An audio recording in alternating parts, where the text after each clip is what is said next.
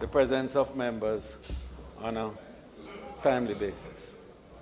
So I seek your indulgence to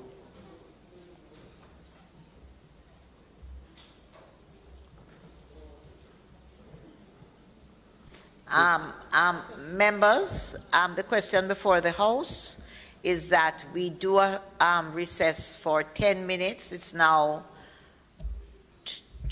7 minutes past 2. 10 minutes takes us to 2:17, at which time we will resume the sitting of the House.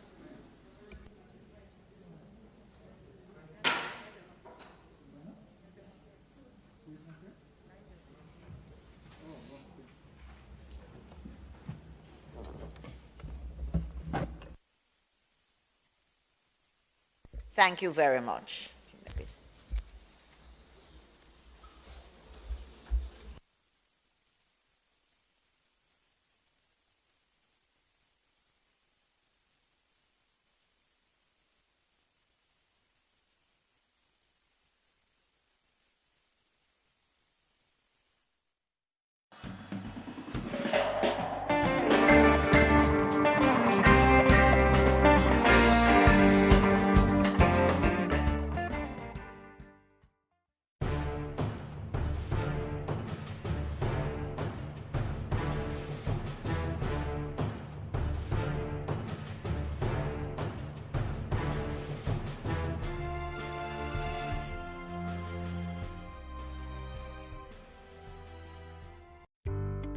Tell me something. How much time you ever hear the government announce a project and wonder why they must spend millions on this and not on that? Well, if you think there's nothing you can do about how your money is spent, think again.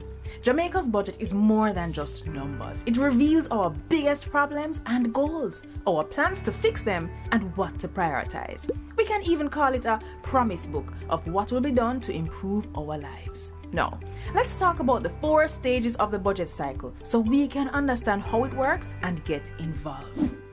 Stage 1, planning and review. The Ministry of Finance sends out a budget call to every ministry, which outlines the priorities and constraints to guide how those ministries prepare their budget.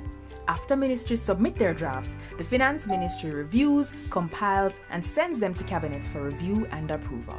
Stage 2, Parliamentary debate and approval.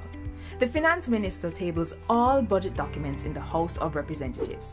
The Standing Finance Committee, which is all 63 MPs, sits to examine the budget documents, and each minister presents their budget and answers concerns the committee has. The committee's report is then tabled in the House, followed by the estimated expenditure, which is tabled as legislation called the Appropriations Bill. That's right, the budget of Jamaica is law. The budget debate formally opens. We have presentations from the Minister of Finance, the Prime Minister, Opposition Leader, and the Shadow Finance Minister. After their presentations, our MPs vote for or against approval. Like all legislation, it goes to the Senate for their approval and then to the Governor General for his royal assent. No later than March 31st, end of the financial year. Stage 3, implementation. The new financial year begins and approved budgets are sent to ministries. Collecting taxes, borrowing loans, and receiving grants begin. And so does the spending. Stage 4, budget oversight. Now, this is where citizens don't need permission to get involved. Throughout the year, operations and spending are assessed by internal auditors and the Auditor General's department that makes sure public entities are compliant with laws and that their financial reports are accurate.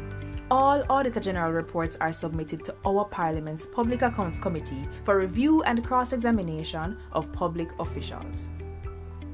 The Ministry of Finance, Integrity Commission, and MOCA also monitor government spending to guard against poor financial management and corruption. It is our job to review these reports, check the findings in the newspaper, and look up if breaches are fixed at jampja.org. If not, ask your MP what he or she has done to ensure public officials are held to account. No more 9-day wonders. So, did the government follow through on their spending and investment promises last year? What promises will next year's budget have? how will they affect you, and how can you ensure that you get what is promised? For access to the national budget, check out JAMP's easy digital version and contact info for your MP at jampja.org. Then link your MP and see what progress is being made throughout the entire budget cycle. Support JAMP. Let's do our job to make Jamaica land we love, Jamaica land we own, and Jamaica land we run well. A message from the Jamaica Accountability Meter Portal, funded by the European Union in partnership with the Private Sector Organization of Jamaica. The following is brought to you by the Office of the Prime Minister. Our children have been out of school for a year and a half. The impact on their education is significant and it will be long-lasting. As a responsible government, we cannot place the education of your children, our children, at risk. There is a ray of hope, and that hope comes in the form of the vaccine. The proceeding was brought to you by the Office of the Prime Minister.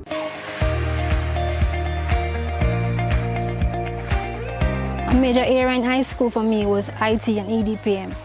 I did that for 2 years, and from then I realized that there was a drive for more of technology. So I decided to take this step.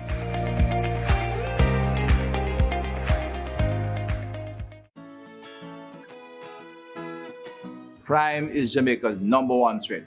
As we stay apart while working together to fight COVID-19, we must all live good and unite against crime and violence in Jamaica. Live good means talk it out, don't fight it out. We must live good to build a safe Jamaica. Stay home, stay safe, live good. We work to make communities safer by essentially looking at the structures in the community that contribute greatest to social capital building. Try to reinforce, build, and establish those structures in a way that the community can sustain their own safety and own their own peace. When we say, for instance, we're doing a zinc fence removal program, what we're really doing is improving the line of sight. If you're on the street and you can see better what is behind the fences, then as you walk along the street or children play and etc., you're able to contribute to crime prevention.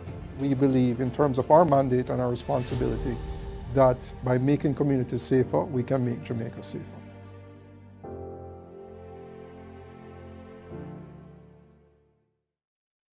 Here is a special parenting message brought to you by the National Family Planning Board, 5 Sylvan Avenue, Kingston 5.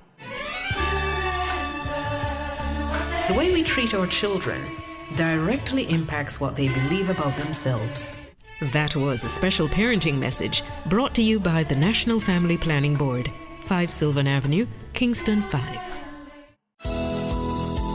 Reduce your risk of viral illnesses like the flu and coronavirus. Wash your hands frequently with soap and water. Cover your nose and mouth when coughing with a tissue and dispose of it. Avoid close contact with anyone with the cold or flu-like symptoms. If you think you've been exposed to COVID-19, stay home. Self-isolate immediately and call 888-1-LOVE. That's 888-663-5683. A message from the Ministry of Health and Wellness.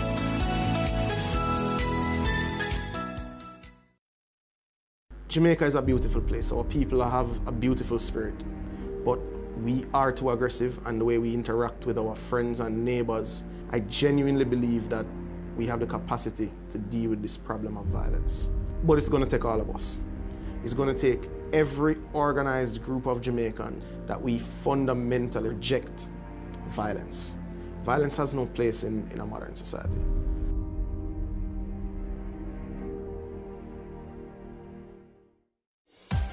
Jamaica, home of the resilient, passionate and hard-working.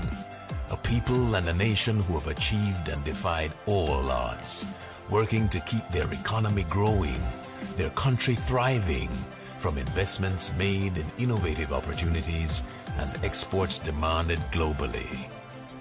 We have a vision, now within our grasp, where Jamaica becomes the place of choice to live, work, raise families, and do business. We will not let go of this vision. We will grow. we will overcome these challenging times and look to the future with hope and positivity. These are special times. The world as we know it has changed, but home will always be in our hearts. And in Jamaica, you can always find a home. Think you know Jamaica? Look again. You will be surprised. What if they knew that you abused her? Her family? Mr. Jones.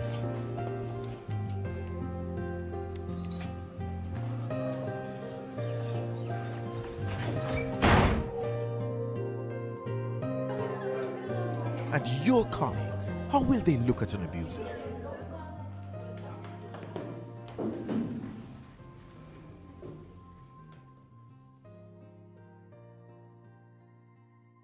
When the law comes knocking, you'll have nowhere to run. Mr. Brown, you're under arrest. Please get up, hands behind your head and interlock your fingers. Turn your back on abusers. Report gender-based violence to the police. There's no excuse for abuse. Call the Bureau of Gender Affairs at 876-754-8577.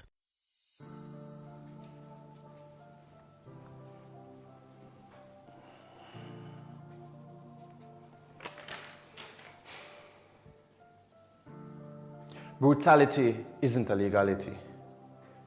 There's no rationality as to why this abnormality should become a mentality. A mentality which kills and torture. Are you really telling me you're afraid to speak up because you might be called an informer? Let us break the barrier of brutality and enforce it with alacrity. If you know someone who has been victimized, I charge you to I, interrupt their situations before their O, oppressor continues to L, lurk in their lives. Let us E, extend our hands to our brothers and sisters who are being victimized, and N, never see violent acts and ignore them. Let us C, come together and be the E, example, so we may end a barrier on brutality.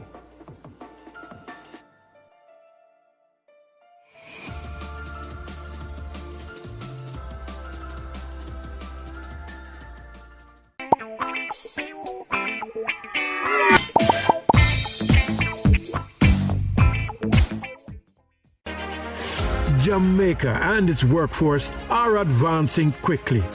Life-changing opportunities are arising. You need training and support. We are the Renewed Heart NSTA Trust, committed to providing new and emerging skills training and opportunities. Come to Heart. We'll help you claim your place in the workforce of the future.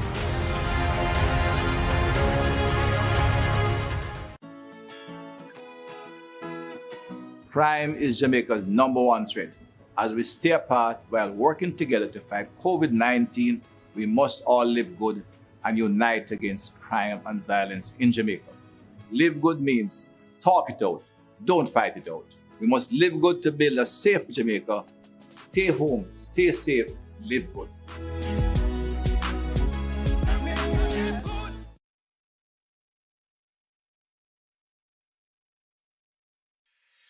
How do bills become law in Jamaica?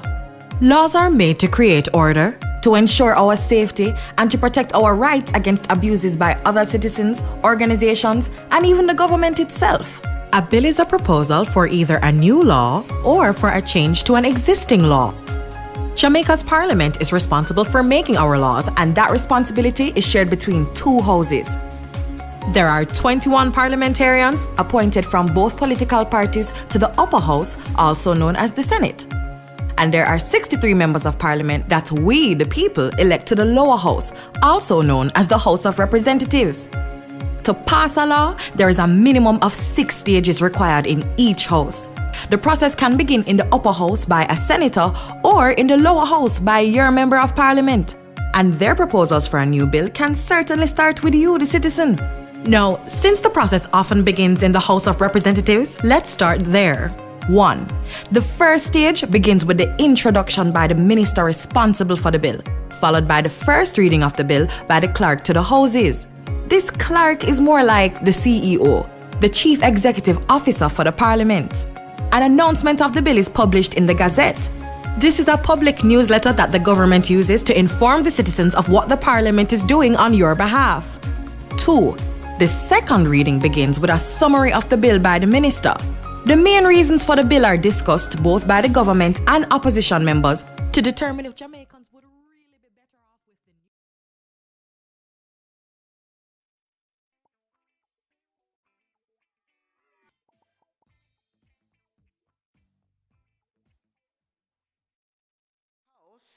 Is that the item announcements on the agenda be recommitted. Those in favor? Those against? The ayes have it. Announcements. Also laid on the table of the House today are 2 reports from the Integrity Commission. 1, an investigation concerning allegations of fraud in relation to the registration and issuance of a notification of an approved supplier of goods and services to the Government of Jamaica, letter to Elegant Weddings, Event Planning and Catering Limited, and a report of investigation concerning allegations of conflict of interest in the award of contract for artistic direction of the 2016 Independence Grand Gala celebration by the Jamaica Cultural Development Commission.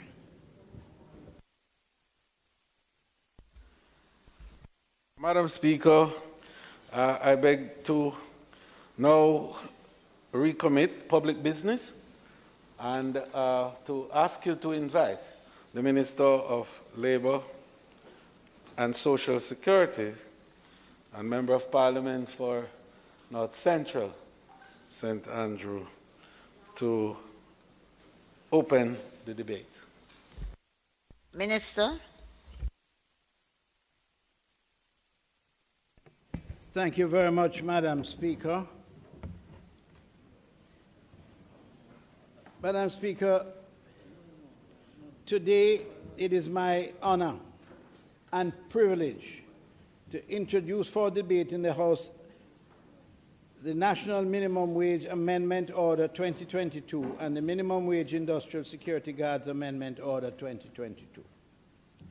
Madam Speaker, we must not lose sight of the fact that the orders we debate today will possibly impact the lives of some of the most vulnerable workers in our society. The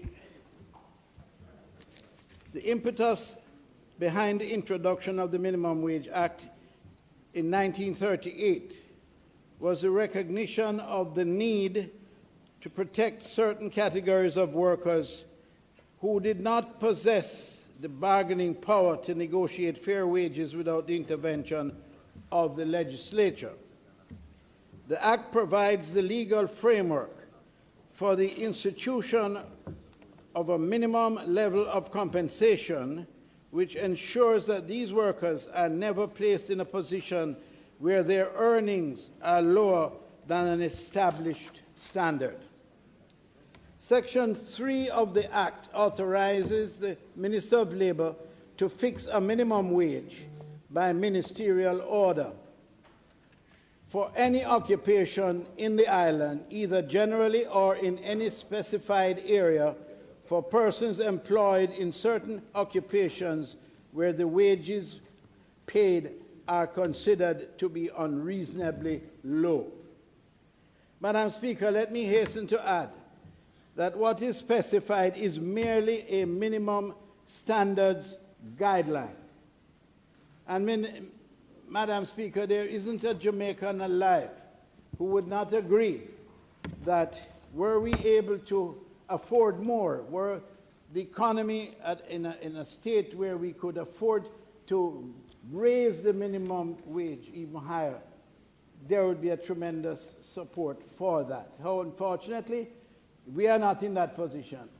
And so where we hear of the suggestion that we must seek to achieve a minimum workable wage, affordable wage. The fact of the matter, Madam Speaker, there are few, and I dare say not even the great United States of America provides a minimum wage that equates to the livable wage. This means that the legislation does not preclude employers from paying wages in excess of the minimum wage, and in fact we encourage that. And I think it is rarely understood that that actually is the case. In fact, employers are encouraged, where possible, to pay their employees in accordance with their ability to pay, providing that the wages paid do not fall below the established standard. Several orders have been promulgated in response to Section 3 of the Act. However, throughout the years, the number of orders used to set a minimum wage has decreased as more wage earners access union representation. Practically 2 main orders are still utilized today. The National Minimum Wage Order 1975, which sets out the wage rate of all sectors, including household workers, and the Minimum Wage Industrial Security Guards Order 1982, which establishes a minimum wage for persons employed as industrial security guards. The term industrial security guards is used to identify security personnel engaged to companies which provide security services. These workers still fall within the protective ambit of minimum wage legislation because it is perceived that they are still vulnerable to exploitation in relation to the wages that are paid to them. Madam Speaker, we should all work towards a day when there will be no need to establish minimum wage orders to fix wages, because of all workers in Jamaica will have the bargaining power to negotiate their own wages. The Minimum Wage Act stipulates the utilization of a consumer approach to the contemplation of any adjustment to the minimum wage. The Minimum Wage Advisory Commission was therefore established under the provisions of Section 4 of the Act to undertake the consultative process and to advise the Minister of Labour on all issues germane to the minimum wage. This includes power to review the minimum wage levels set by the Minister and to make recommendations to the Minister for any amendments which it deems necessary.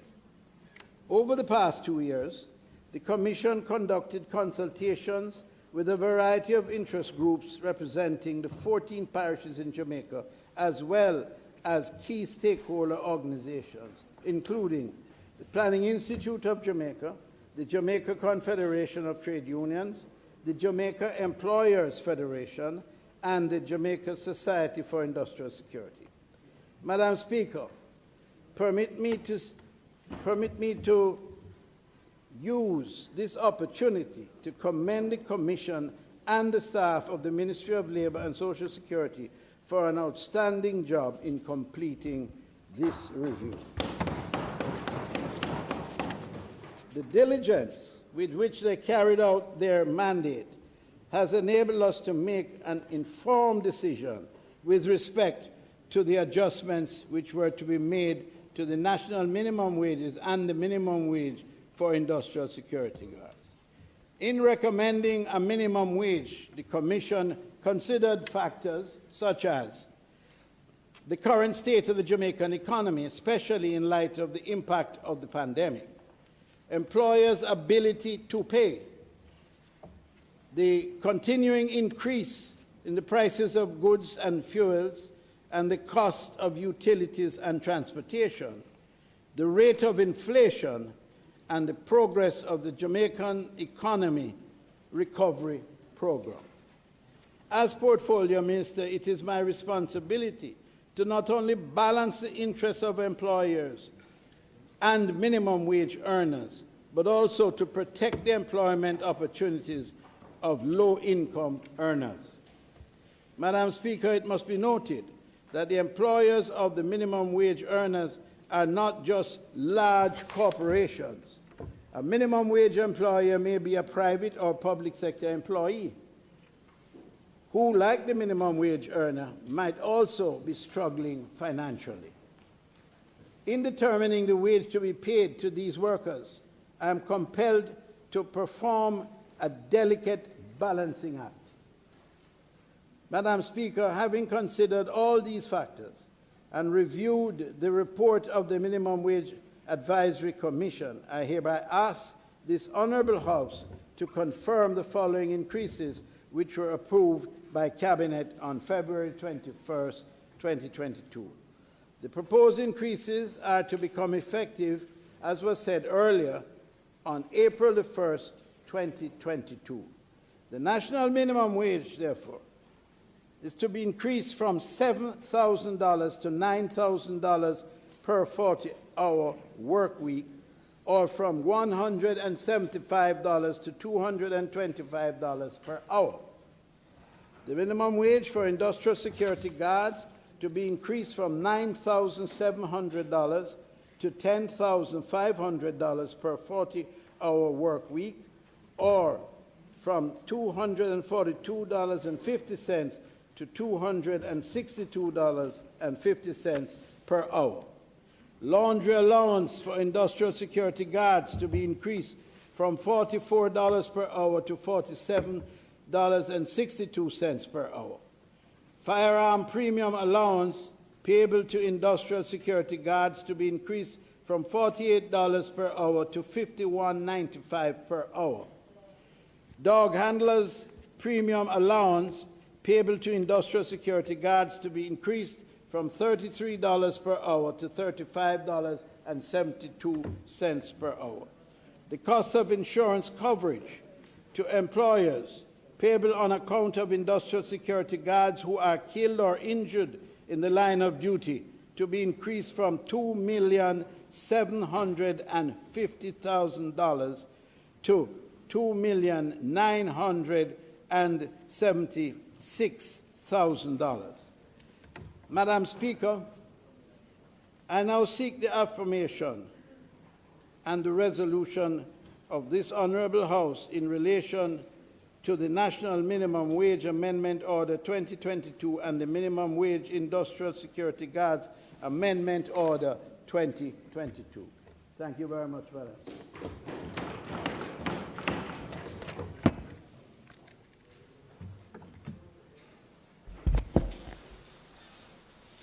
Madam Speaker, the question I would ask the Minister is really more on from a process perspective in determining the adjustments to the minimum wage and whether we actually have an annual process, or you could indicate how often that assessment is done, and whether the advisory committee, the minimum wage advisory committee, has at its disposal the services of an economist who does the assessment, looking at the movements in prices, etc. I know they do consultations, but whether they have that technical expertise available to them in making those determinations.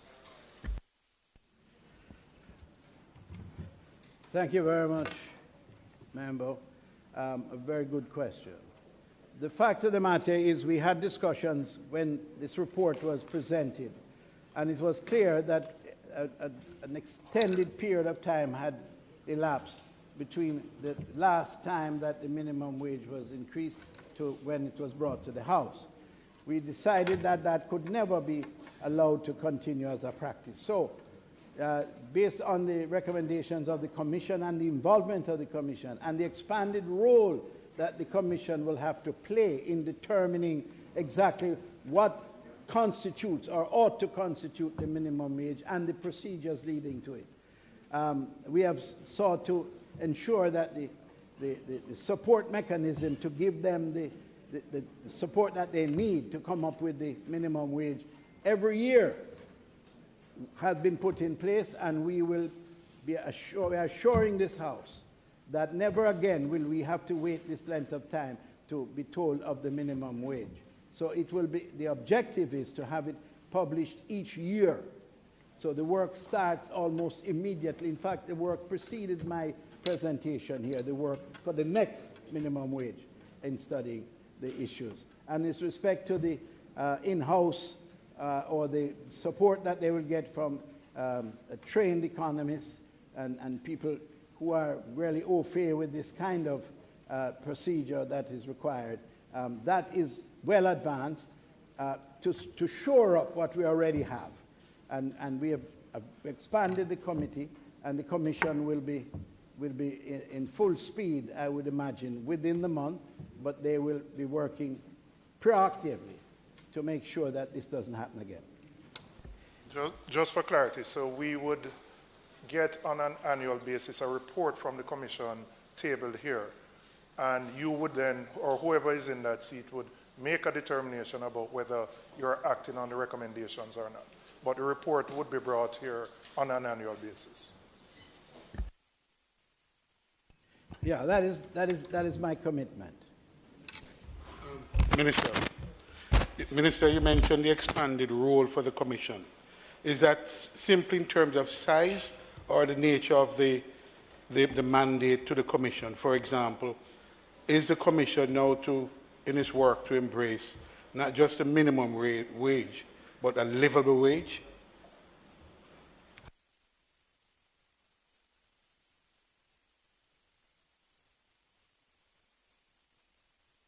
A livable wage is challenging to commit the government to being able to give everyone a minimum wage bar that satisfies what is considered a livable wage. And as I indicated, not even the United States is able to do that. Because there are variations, there are differences in lifestyle, there are a number of factors to be taken into consideration. But perhaps most important, in considering the minimum wage, the approach we have adopted, as have many countries in the world, is to allow this as a minimum standard on which employers can act in providing additional sums of money based on the value that they place on the service being produced by the worker. That has been working quite well, and I get a sense that the employing community is more sensitized to the needs of our workers. But in arriving at that minimum wage, as I indicated, the Commission takes into consideration, first of all, the impact that the pandemic had on the economy. It took into consideration the employer's ability to pay, because we don't want to put a minimum wage at the level where the employer then questions whether they need so many workers. And then you have a reduction in employment, creating a much greater problem. And then you have the increase of prices, food prices, which that is a dynamic process at the moment, as you can realize across the world. Our largest trading partner is suffering from a serious price increase in basic food items, for instance, right as we speak. And we are governed, by and large, by those increases, considering that most of the input that go into our goods are not locally procured, locally grown, locally produced. So we are dependent on imports, which if you have a moving target, then you have to adjust accordingly. And so we will be studying that very carefully, so that when the minimum wage is recommended, it's against that background that we make that recommendation. The rate of inflation, which is tied to that, indirectly connected. So all those items that are taken into consideration will continue to be taken into consideration, but with the benefit of increased advice from those who are highly skilled in determining the type of levels that should be recommended.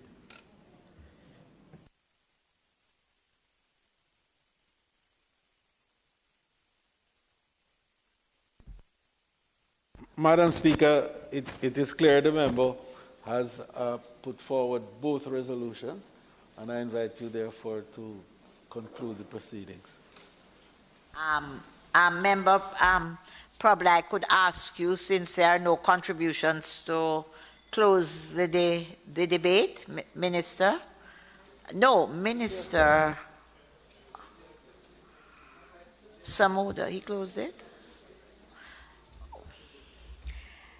I beg your pardon, as distracted. Members, the question is that the resolutions brought by the Minister be approved. Those in favor? Those against? The ayes have it. Madam Speaker, we will now have the reports from the Regulations Committee.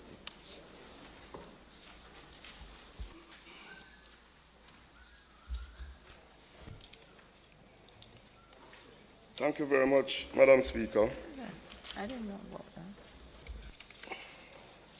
Madam Speaker, the following regulations were referred to the House Regulation Committee on the 10th of February 2022. The Radio and Telegraph Control Citizen Ban Radio Service Amendment Regulation 2022. The Radio and Telegraph Control Maritime Mobile Radio Service Amendment Regulation 2022. The Radio and Telegraph Control Private Radio Service Amendment Regulations 2022. The Radio and Telegraph Control Amateur Radio Service Amendment Regulation 2022. The Radio and Telegraph Control Radio Operators and Technician Amendment Regulation 2022. Madam Speaker, the committee met on the 15th day of February 2022 to consider and report all 5 regulations. The committee heard representative of the ministry and the related agency, and I will now outline the significant amendments that were proposed in the regulations. 1.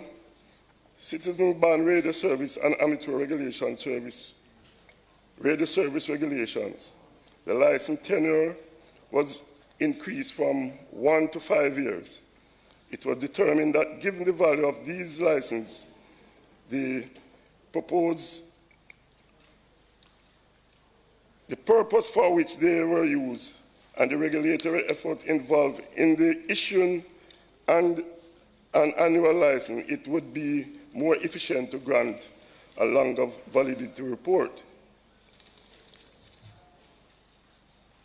B. Maritime Mobile Radio Service Regulation. 2. New periods of validity, 6 months and 4 years, were added in relation to international ships.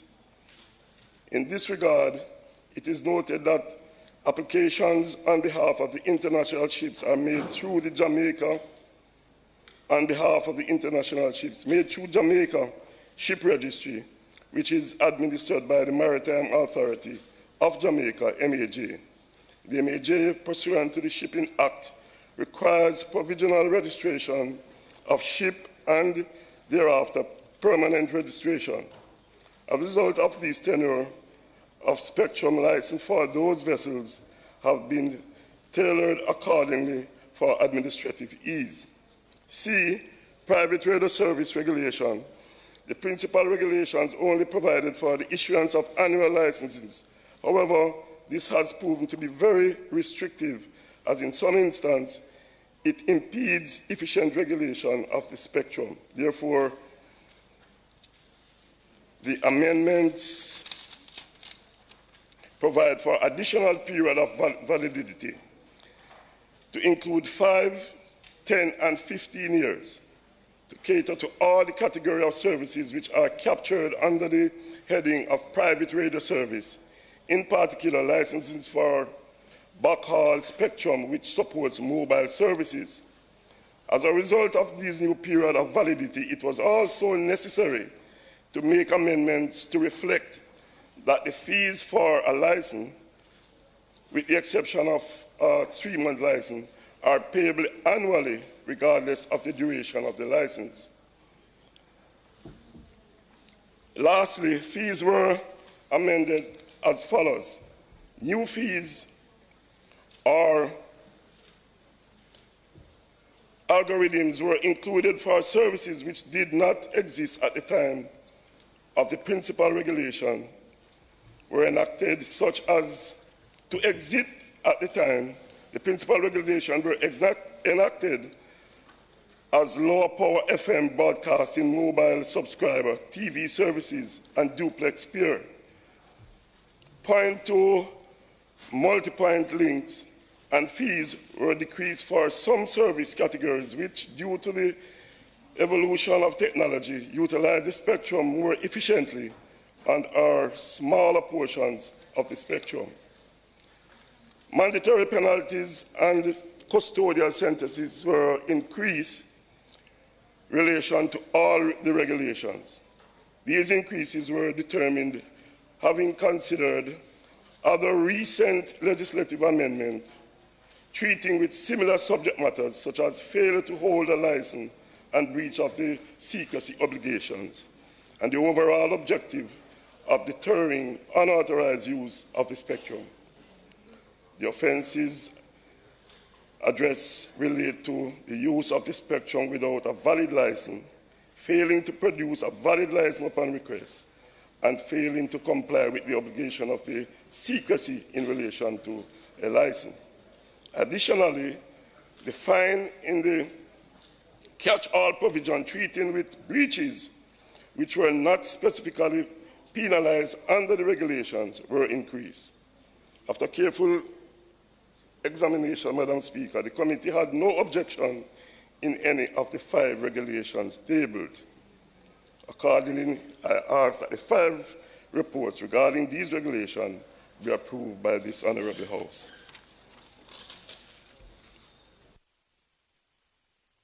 Members, the question before the House is that the resolution be approved. Those in favour? Those against?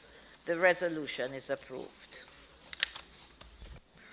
Madam Speaker, the next matter on public business is the conclusion of the debate on the Appropriations Act. And the Speaker today will be the Minister of Finance and member for Northwest St. Andrew, Dr. the Honourable Nigel Clarke. May it please you, Madam Speaker.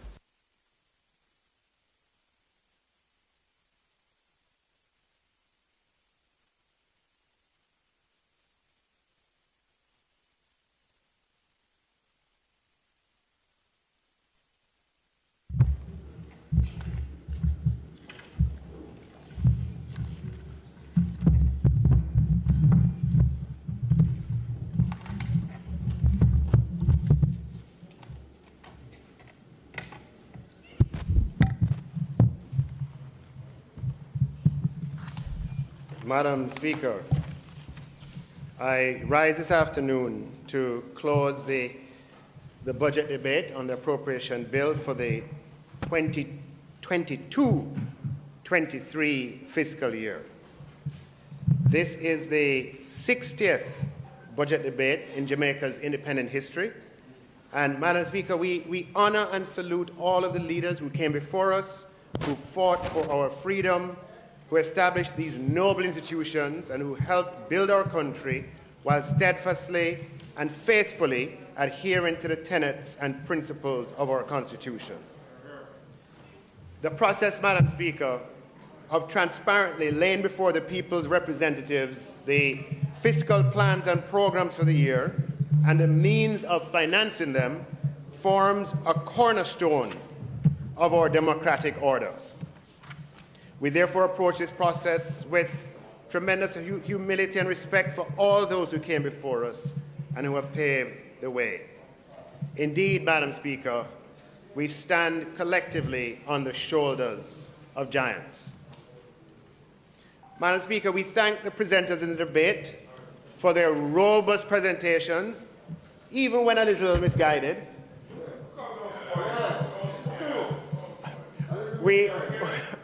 We thank the Prime Minister for his masterful presentation last Thursday.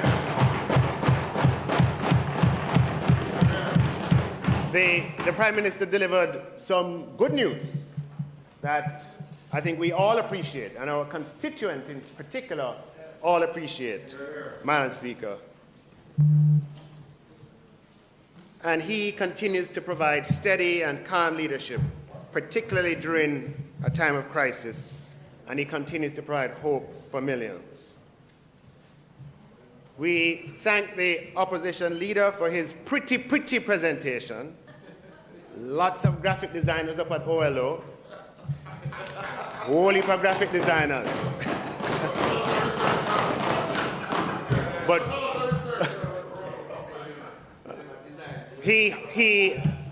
I don't like to talk, he huffed and he puffed with a message of doom and gloom, but sadly butchering figures along the way.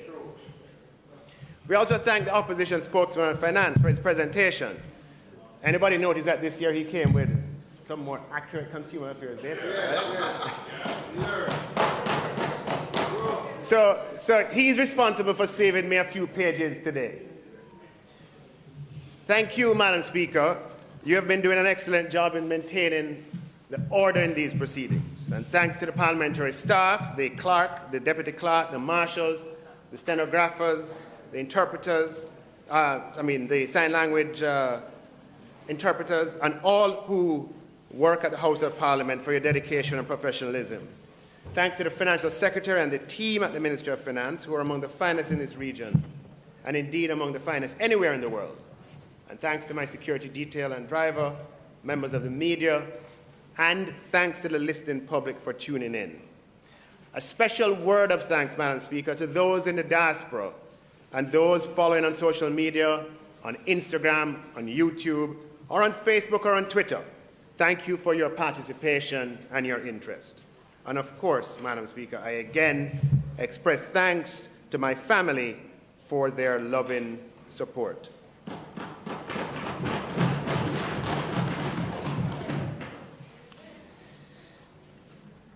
Madam Speaker,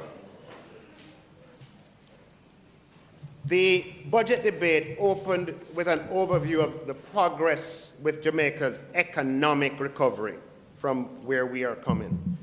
And Madam Speaker, we're very pleased that the Jamaican economy has rebounded with momentum from the depths of the pandemic-induced contraction. We're pleased that we're among the leaders in the Caribbean with the pace and magnitude of our economic growth coming out of the pandemic. And we're pleased that we're likely to be among the first in the region to attain pre-COVID levels of economic output. And Madam Speaker, most of all, we're pleased that 100,000 jobs have been restored. We're pleased, Madam Speaker, that we're fiscally sustainable and our debt ratio is again on a downward trajectory after the significant increases in 2020, 2021. Let us never take this ongoing economic recovery for granted, nor sacrifice the discipline that is required to maintain it. Madam Speaker, I showed this chart in my opening presentation, where Jamaica's per capita income is lower today in real terms than 50 years ago, which happens to be 1972. Madam Speaker, I'm a humble student of Jamaica's economic history, which is flush with very valuable lessons that can teach as much as, or even more than, the textbook. Because we have all the case studies right here. When you go to graduate school, they teach you by using case studies of what actually occurred in other countries around the world. And those case studies are mostly from the developed world. Here, right here in Jamaica, we have an abundance of historical economic data, an array of policy approaches. We also know the initial conditions as well as the outcomes. It is a gold mine that we must have the courage and the maturity to leverage. So when I reference the IMF's 2021 Article 4 consultation on Jamaica, which was published just last month in February of 2022, and I quote the very first paragraph that states that Jamaica's real per capita GDP is 20% lower in 2022 than it was 50 years ago in 1972. I'm not just sharing data, Madam Speaker. I'm sharing the central economic lessons which are relevant to our times.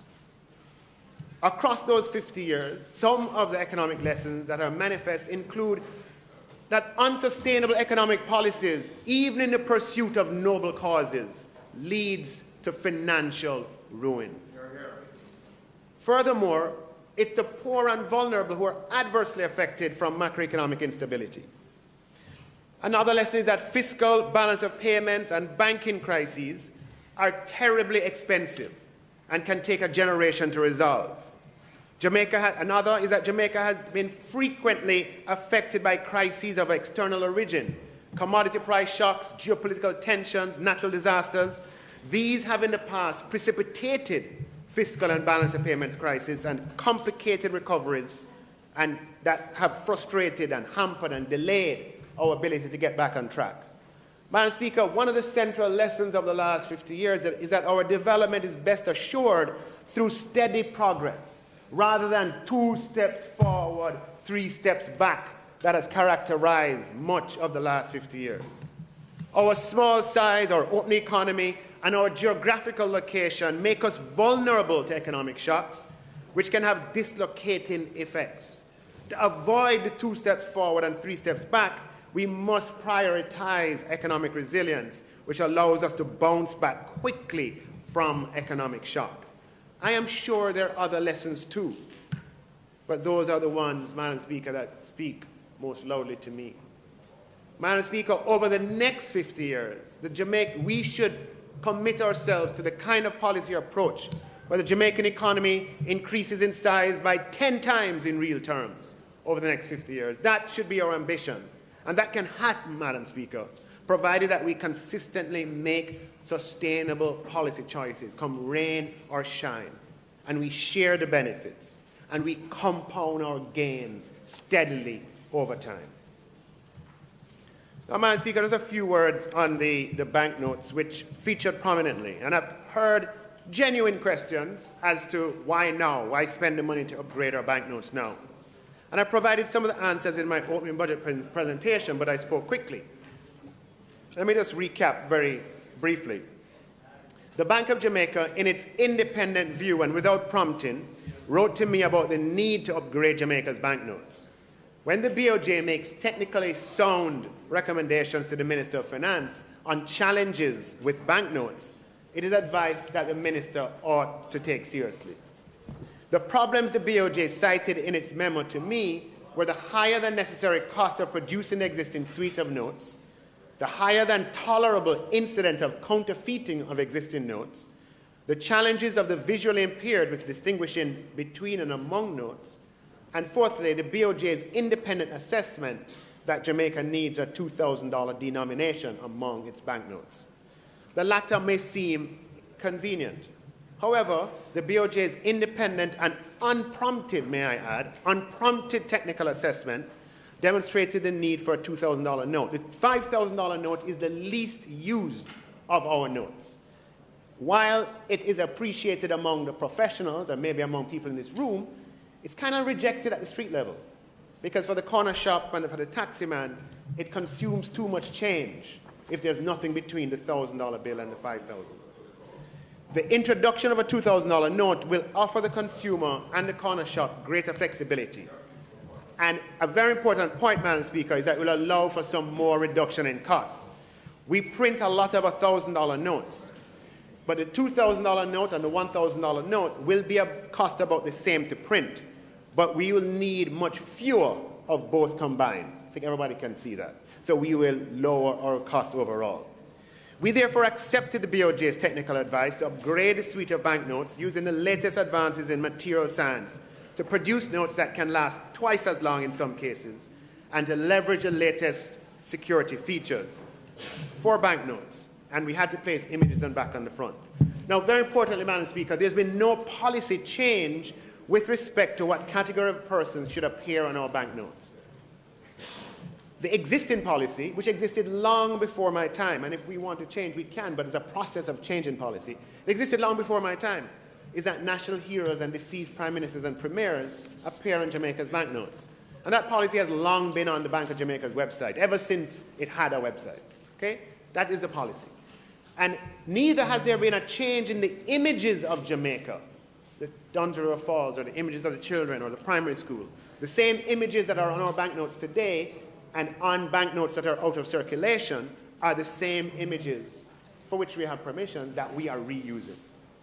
Now, if we had taken the path suggested by the leader of the opposition in his budget presentation by placing Edward Seaga on one banknote and Michael Manley on another, as the Prime Minister mentioned, that was something that was indeed considered. But without any pairing, what would have happened, Madam Speaker, is that there would have been no place for Marcus Garvey. There would have been no place for Paul Bogle. There would have been no place for George William Gordon, Madam Speaker, who are all our national heroes. In that sense, Madam Speaker, I consider, with respect, his view to be short-sighted.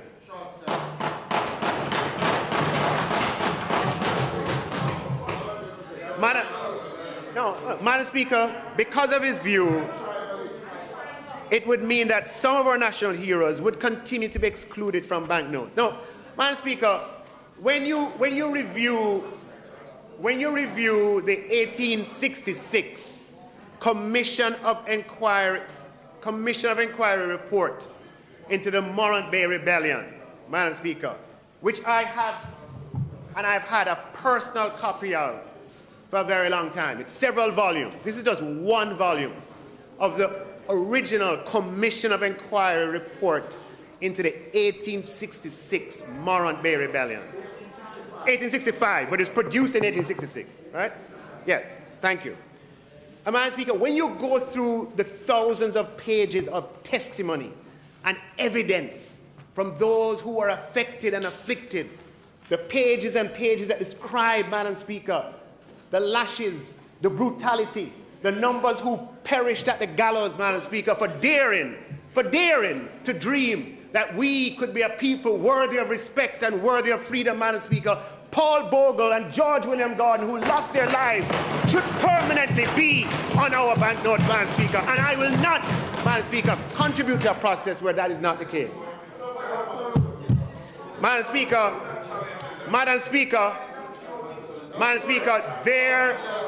there would be no us without them. And we are proud, Madam Speaker, to restore the right excellent Paul Bogle and the right excellent George William Gordon to our banknotes.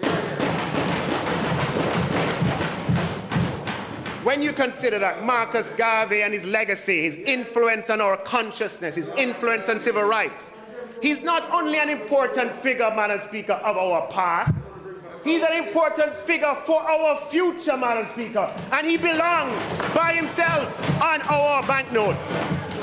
Madam Speaker, we're proud to restore Right Honourable, Right Excellent Norman Washington Manley and Right Excellent Sir Alexander Bustamante, founding fathers, to be on our banknotes. And the only way we could restore would be for more than one image to appear in a banknote. So the suggestion that those two leaders occupy separate notes is inconsistent with having our national heroes represented on our banknotes, Madam Speaker. It's a habit of trying to make choice without considering consequence, which is too often a feature of opposition politics. Madam Speaker, with respect to the co-location of Michael Manley and Edward Seaga, all I'll add to what I've already said is that the unique legacies and contributions of Michael Manley and Edward Seaga cannot be contained or limited or influenced by their joint placement on a note. They stand tall in the annals of Jamaican history. And therefore, our reaction to their placement is not about them. It says something about us. So if you're upset, Madam Speaker, I humbly ask on either side that this is not about you. This is not about you. This is about the young people, the young Jamaicans who are Jamaica's future. We desire that they grow up not perpetuating hate and division. And this is about symbolizing the unity and the political maturity we wish to see in our society. Madam Speaker, in the midst of what is an incredible economic recovery in the context of the pandemic and in the context of a historic economic setback, The opposition, as usual, presented a picture of doom and gloom. Their approach was to simply fit into a mold of what oppositions are expected to do, focused on a partisan approach. Sadly, Madam Speaker, the opposition relied on a few well-worn tactics, like raising the alarm about global developments with local effects, such as inflation and oil prices, as if I didn't open my presentation acknowledging the harshness of those circumstances. Their analysis was also one-sided, and as I will discuss later, omitted critical variables in their assessment, which led to false conclusions and, worse, misguided recommendations. Second, Madam Speaker, their analysis in one particularly egregious case was based on incomplete, faulty, inaccurate data presented to the Jamaican people as if the Jamaican people cannot reason on their own. Third, and most problematic, Madam Speaker, they put forward a number of proposals that are unsustainable, unworkable, and, Madam Speaker, from the perspective of what they know, grossly irresponsible. Proposals, Madam Speaker, that would put Jamaica 3 steps back when we are moving forward. And they made these proposals with a straight face, without blushing.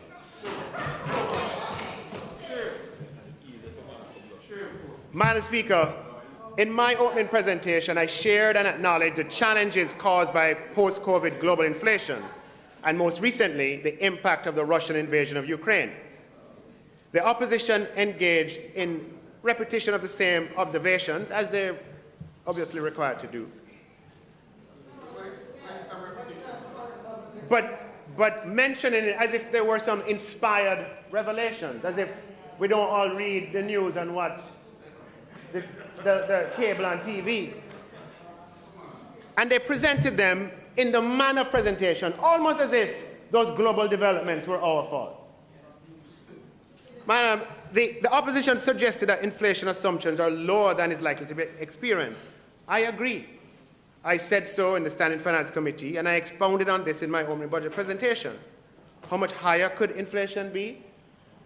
This is average inflation for the entire year. Based on data available today, it could be 1 point, 2 points higher for the full fiscal year average over 12 months. One cannot be 100% sure. It depends on how global developments unfold. But updating key macroeconomic variables in response to global developments is to be expected. That happens everywhere in the world quite frequently. Just 6 days ago, the Federal Reserve updated their forecast for the U.S. economy for this fiscal year. So coming here, Madam Speaker, and presenting that outcomes may be slightly different in terms of some of these variables is not special or in any way unique.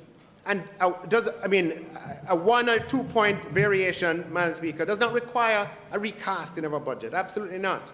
If that were the case, we would be recasting budgets all the time. Budgets are not crystal balls.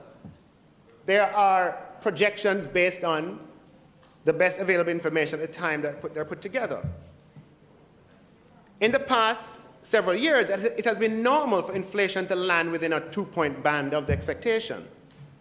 The omission, Madam Speaker, however, that permeated the opposition's arguments, Madam Speaker, is that inflation affects both revenues and expenditure.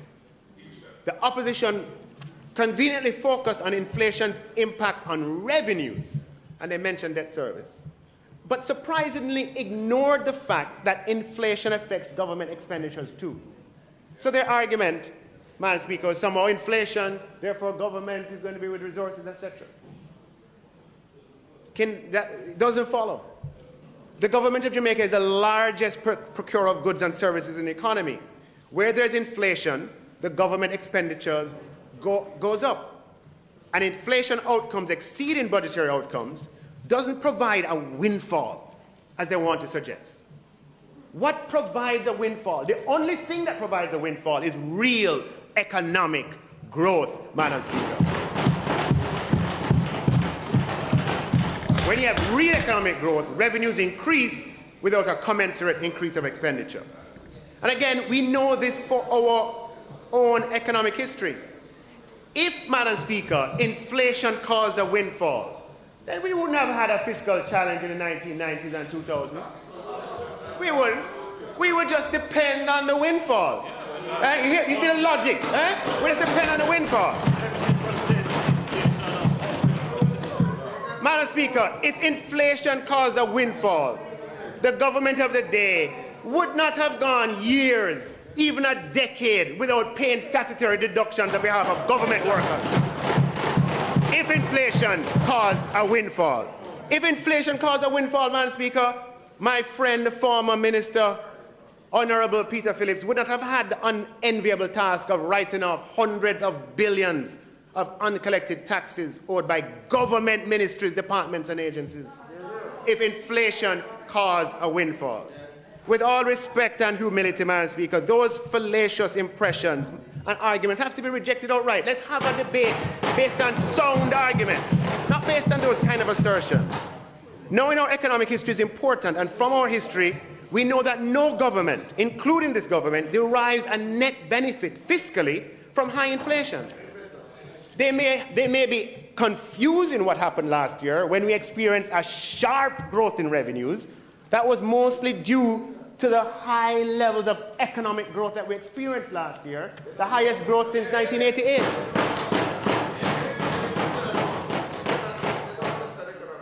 Now, let me address a structural issue, Madam Speaker. As part of our reforms, the government of Jamaica tables the budget 6 weeks before the opening budget presentation.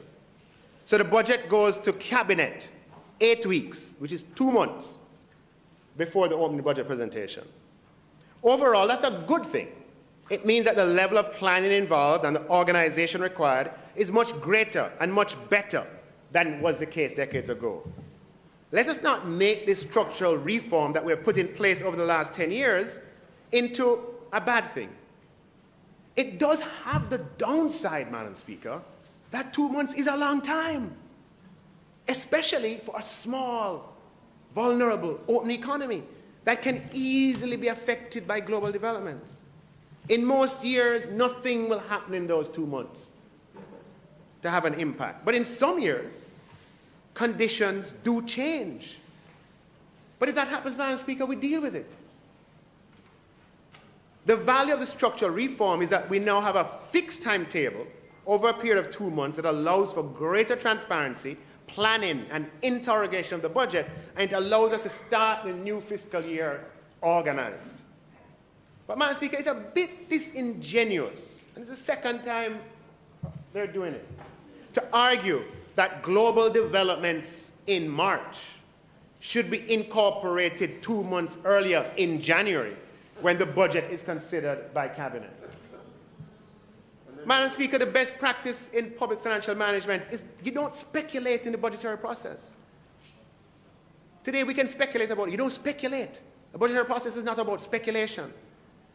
The best practice around the world is that you use the best available information, hard information, not speculation, not possibilities, at the time, while retaining the ability to incorporate future information, if material, at a later stage. So, Madam Speaker, this business here that they have been engaged in is again trying to fool up the Jamaican people. Yes. Not recognizing that the Jamaican people are listening and watching, and they can reason and think for themselves. Now, the opposition, Madam Speaker, seems a little rattled by the fact that the government has established an unmatched record of 7 consecutive years of no net new taxes, and 5 consecutive years of no new taxes at all. Even in crisis. And a broad array of givebacks to the Jamaican people. We gave back the personal income tax. We abolished the wicked small business, the asset tax on small business. We abolished the hated minimum business tax that stifled micro business. We abolished ad valorem distortionary stamp duty. For the first time, small companies, Madam Speaker, their first dollar of profit they'd have to pay tax on. They can earn up to 1.5 million without paying any tax. This government put that in place. And we are the only government to date to ever lower the standard rate of GCT across all goods to which it applies. This, Madam Speaker, is an unmatched record. And the people of Jamaica, therefore, know that when it is feasible, where it is sustainable, and where it can be afforded, this government will give back to the Jamaican people.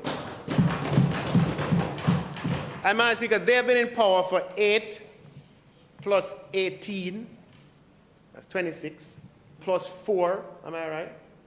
30 years, Madam Speaker, and have never once ever presided over a net tax give back to the Jamaican people.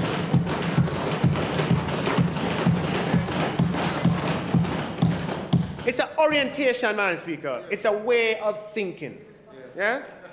So because of that, the opposition leader go and play the spin ball and was caught by everybody on the offside at Silly Point.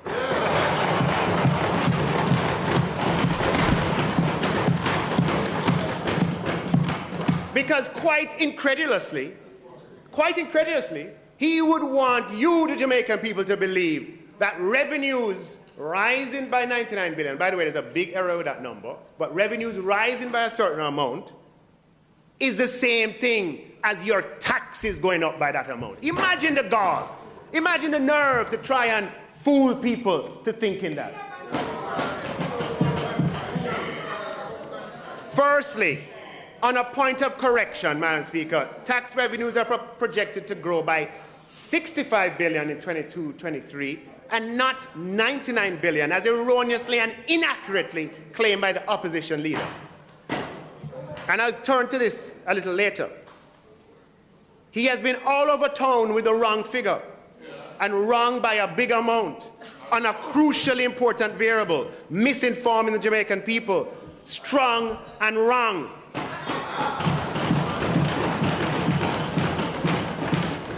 Them not ready, Madam Speaker.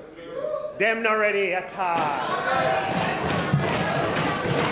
Them not ready. I mean, what can I say? He uses an inaccurate figure and engages in wrong analysis and therefore ends up with wrong solutions. And beyond that, him take Jamaican people for fool, expecting them to be confused, to confuse revenue growth with tax increase. I have a word for you. The Jamaican people are much smarter for fall for that nonsense. No, listen to the opposition's logic now. If you apply opposition's logic, when the government revenue fell, and everybody saw that, by $75 billion in 2020, as compared to 2019, due to the pandemic, it must, according to opposition, it must have been because we reduced taxation by 75 billion. You see the ridiculousness of his logic? It's a good time. Madam Speaker, it's a good time as we pause to see the ridiculousness of the logic.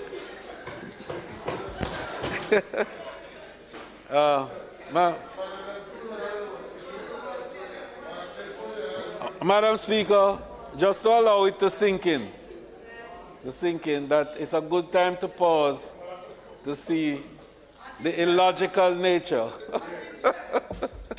of the logic. Madam Speaker, the member's time, I move, be extended sufficiently to allow him to complete his presentation. May it please you, Madam Speaker. So, Madam Speaker, opposition leader come with good logic, you know.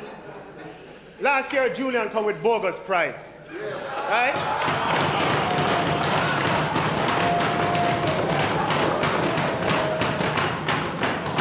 This year, I'm doing a little better. I'm not tackling him on that because him come with decent data. Well, you can't come here and take the Jamaican people for a fool and believe, say, we're not going to talk about it. It is the height of cynicism, Madam Speaker, and disrespect to believe that you can have the Jamaican people confuse revenue growth with tax increase. So, here's the thing now, right? We have experienced record economic growth this year from historic contraction and economic activities flourishing. And revenue growth is associated with a growth in economic activity. This is not a result of you being taxed more. I mean, let's look at an example. In 2020, tourist arrivals, unfortunately, plummeted, right? And as such, departure tax sank all the way down to, still was 5 billion though, but that was down from a high. Right.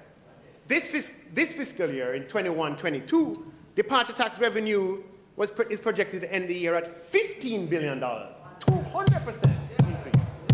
Now, that increase is not because you are taxed more.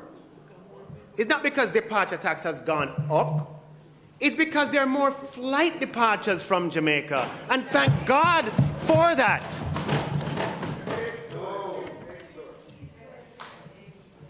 When you look across all categories of revenue, that is the phenomenon being observed.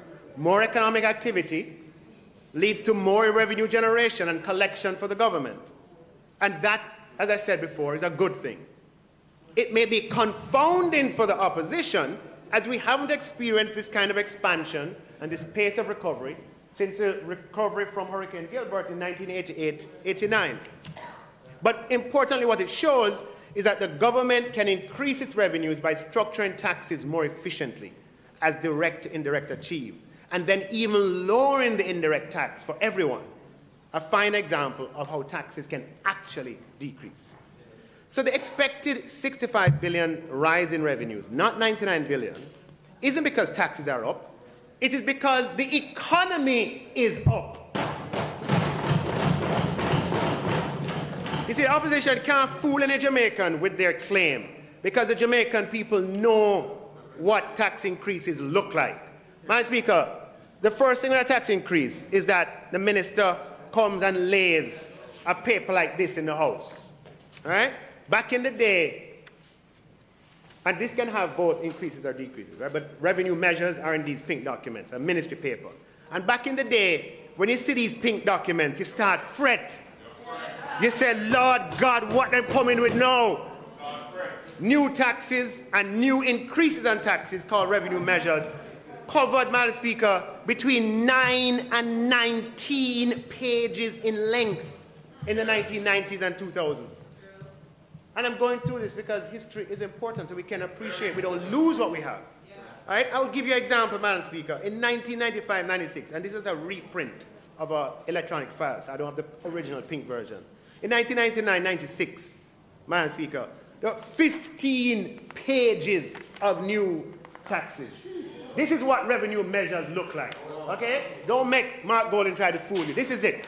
16 pages of tax increases in 1995-96. In 1996-97, Madam Speaker, 15 pages of tax increases.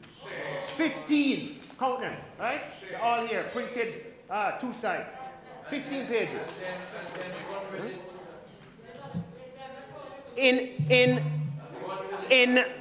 1998-99, can you imagine, Madam Speaker, 19 pages, 19 pages, printed double side of tax increases, all right? That is what revenue measures look like, Madam Speaker. When we come here and we say no new tax, we mean no new tax.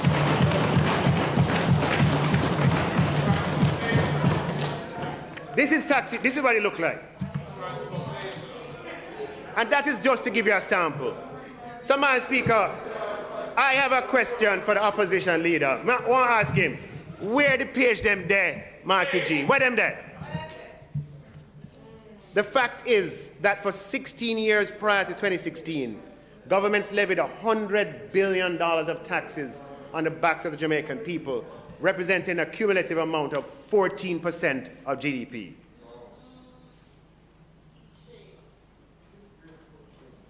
$100 billion is closer to the opposition's erroneous 99 billion figure, but it seems more fitting. They gave us, well.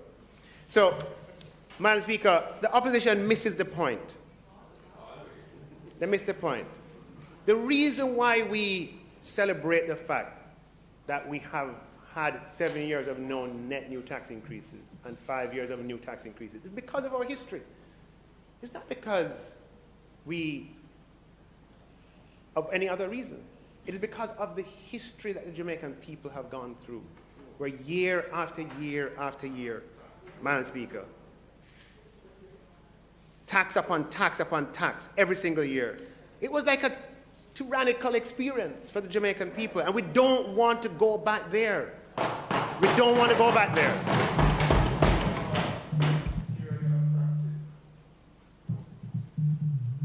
So, Madam Speaker, I'd say to the opposition and opposition leader, don't try to fool the Jamaican people. Come with good arguments, we'll engage you. But don't come with any foo-foo argument, try to trick people. Revenues are growing, Madam Speaker, because the economy is growing.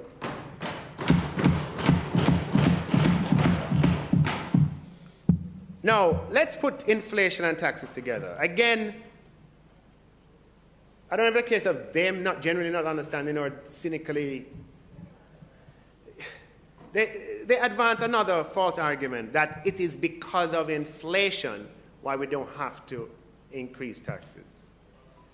So let's deal with that one.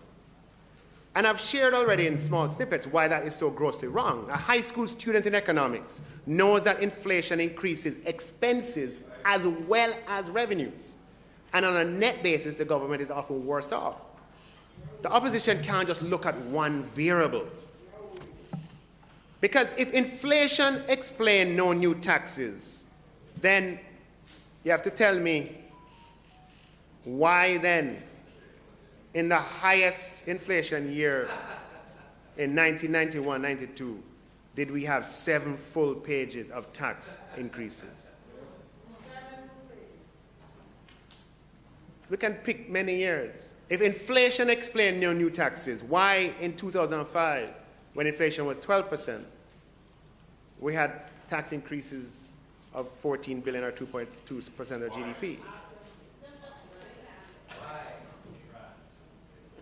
Madam Speaker, the argument is just simply irresponsibly wrong.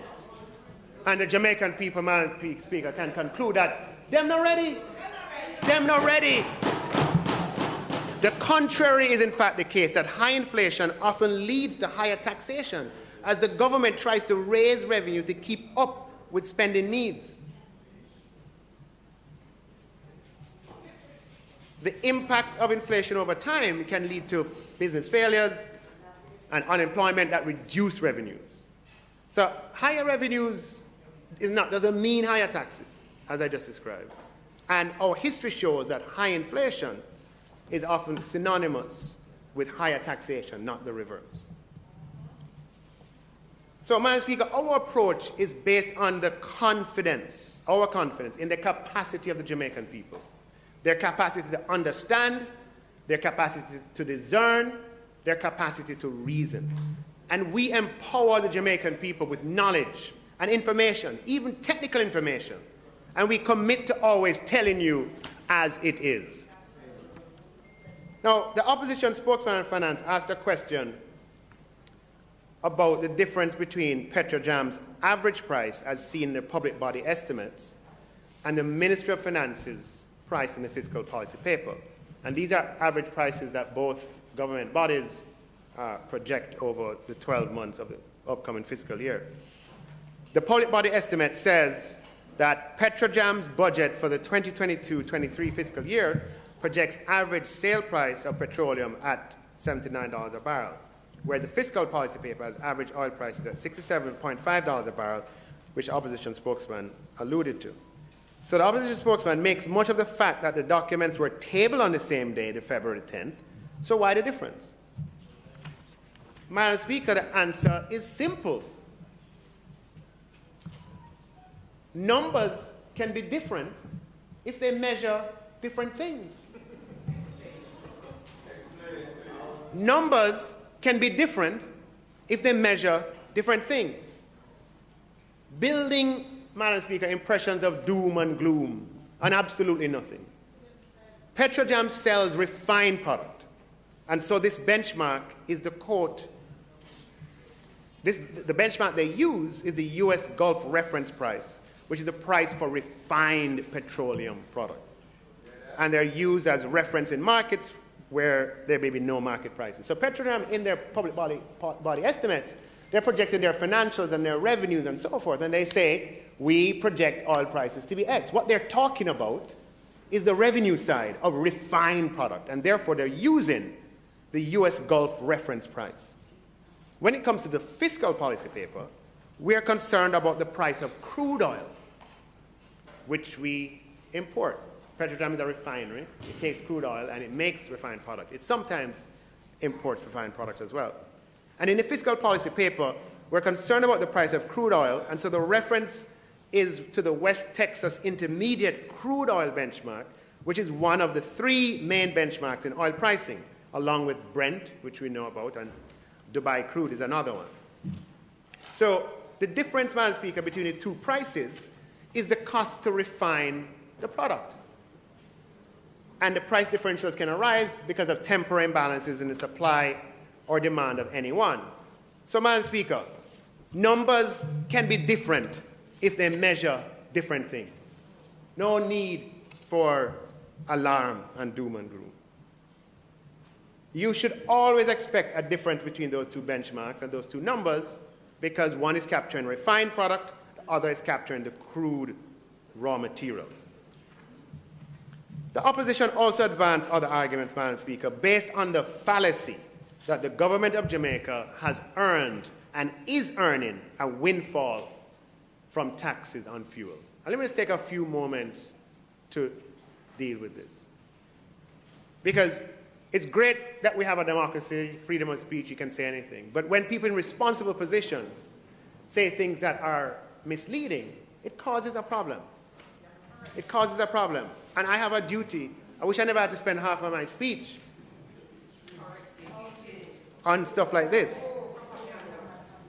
But they've misled a great many people with this fallacy. Madam Speaker, their analysis is faulty and leads to incorrect conclusions and unwise policy proposals, as again, they only consider one variable, which is price. And they leave out the other variable, which is, that determines revenue, which is volume. It is these two variables acting together that influences the revenue inflow to the government, not price alone. So he stands up here and he says, hey, in the last fiscal policy paper, you said the average price was X. The average price turned out to be Y. Oh, you've earned all of this money, blah, blah, blah, blah, give it back. Utter rubbish and nonsense. Honestly, sorry, in all humility. Because to get revenue, you can't just look at price. You can't just look at price. High school economics know that. You have to look at the volume of the stuff that is coming in. Madam Speaker, for people who have ambitions to handle the affairs of the country, this represents either a worrying gap in their understanding or a serious omission in their analysis. Either way, it don't look good. Them not ready, Madam Speaker. Them not ready. Now, taxes on fuel are an integral part of government revenues.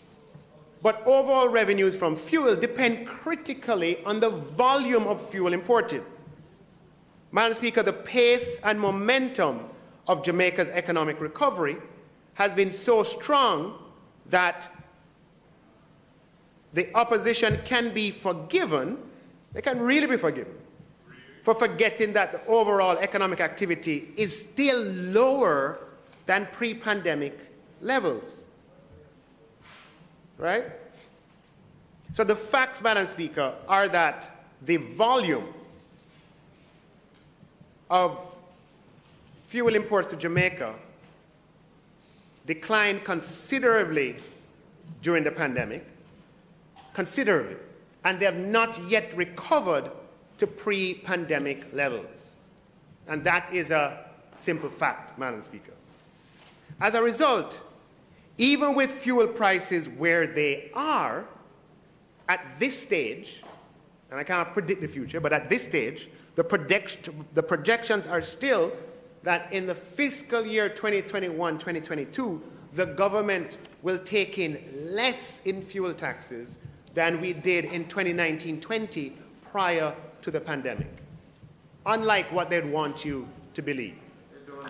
And when you factor in inflation over the 2 years since the pandemic, the government's tax revenues from fuel in 21-22 is substantially behind where it was in 2019-20 in real terms.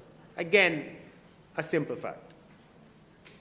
Now, the opposition spokesperson mentioned ad valorem tax, and again, I have to weigh in here. Because it is true that there's an ad valorem tax based on percentages, and then there's a special consumption tax, which is a fixed price per liter. And he advanced the thing that, ad valorem tax, the percentage, is going through the roof. Well, because of how the ad valorem tax is applied and how the fixed taxes are applied, ad valorem makes up between 22% to 26% of overall fuel tax intake. And SCT represents the fixed portion represents about 74 to 78%. So, Madam Speaker, what can happen is that even if prices rise, the amount by which the ad valorem goes up is defeated by the amount by which the volumes go down. And that's exactly what happened. Not so simple, but that is exactly what happened. And so, Madam Speaker, I just want to remove from this notion that in this fiscal year there are any bumper revenues from fuel tax. That is not the case. So the analysis of the opposition spokesman, parroted by the opposition leader, of looking at the average price in the fiscal policy paper and the average price outcome is very faulty as a means of commenting on the impact on government revenues. Now, clearly, I mean no harm, but you gave faulty analysis to the country, repeated it in interviews, and that's a problem. And it is my job, Madam Speaker, to explain it, to correct it, and to explain it to the Jamaican people. You have to look at the average price through the year, yes, but also volume. And as of now, there are no bumper revenues from the fuel tax. Our revenues from the fuel tax are substantially below 2019, 2020 in real terms. Now, Madam Speaker, the opposition leader points to 3.5% growth projection and states that the government plans to collect 99 billion more in taxes in this coming year. I dealt with the fallacy of that and the cynical attempt to mislead the Jamaican people in the way that is phrased. And he used that to say we could afford a 40 billion social assistance program. Well, as I explained earlier, Madam Speaker, he made a $34 billion error, or a $34 billion misrepresentation, which shows you the attention to detail that's been employed going about your business. Because when you look at the table from the fiscal policy paper, which is here, Madam Speaker, you'll see very clearly, its table in the House is available for everyone to see, that the tax revenues changes between 22, 23, and I'll read it for you, and 21, 22, in 22, 23 is projected at 671 billion, and in 21, 22 it's projected at 606 billion. When I went to school, that difference, Madam Speaker, was $65 billion, not 99. And can you imagine that? Coming here and telling the Jamaican people that tax revenues are going to be up by 99 billion, and therefore you can afford this. When in fact, you're wrong by $34 billion. Madam Speaker, they're not ready yet. Not ready yet at all.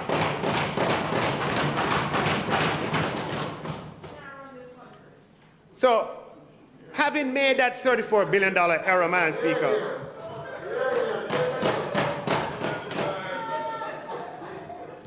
they hope to finance that splurge that he referenced by an error.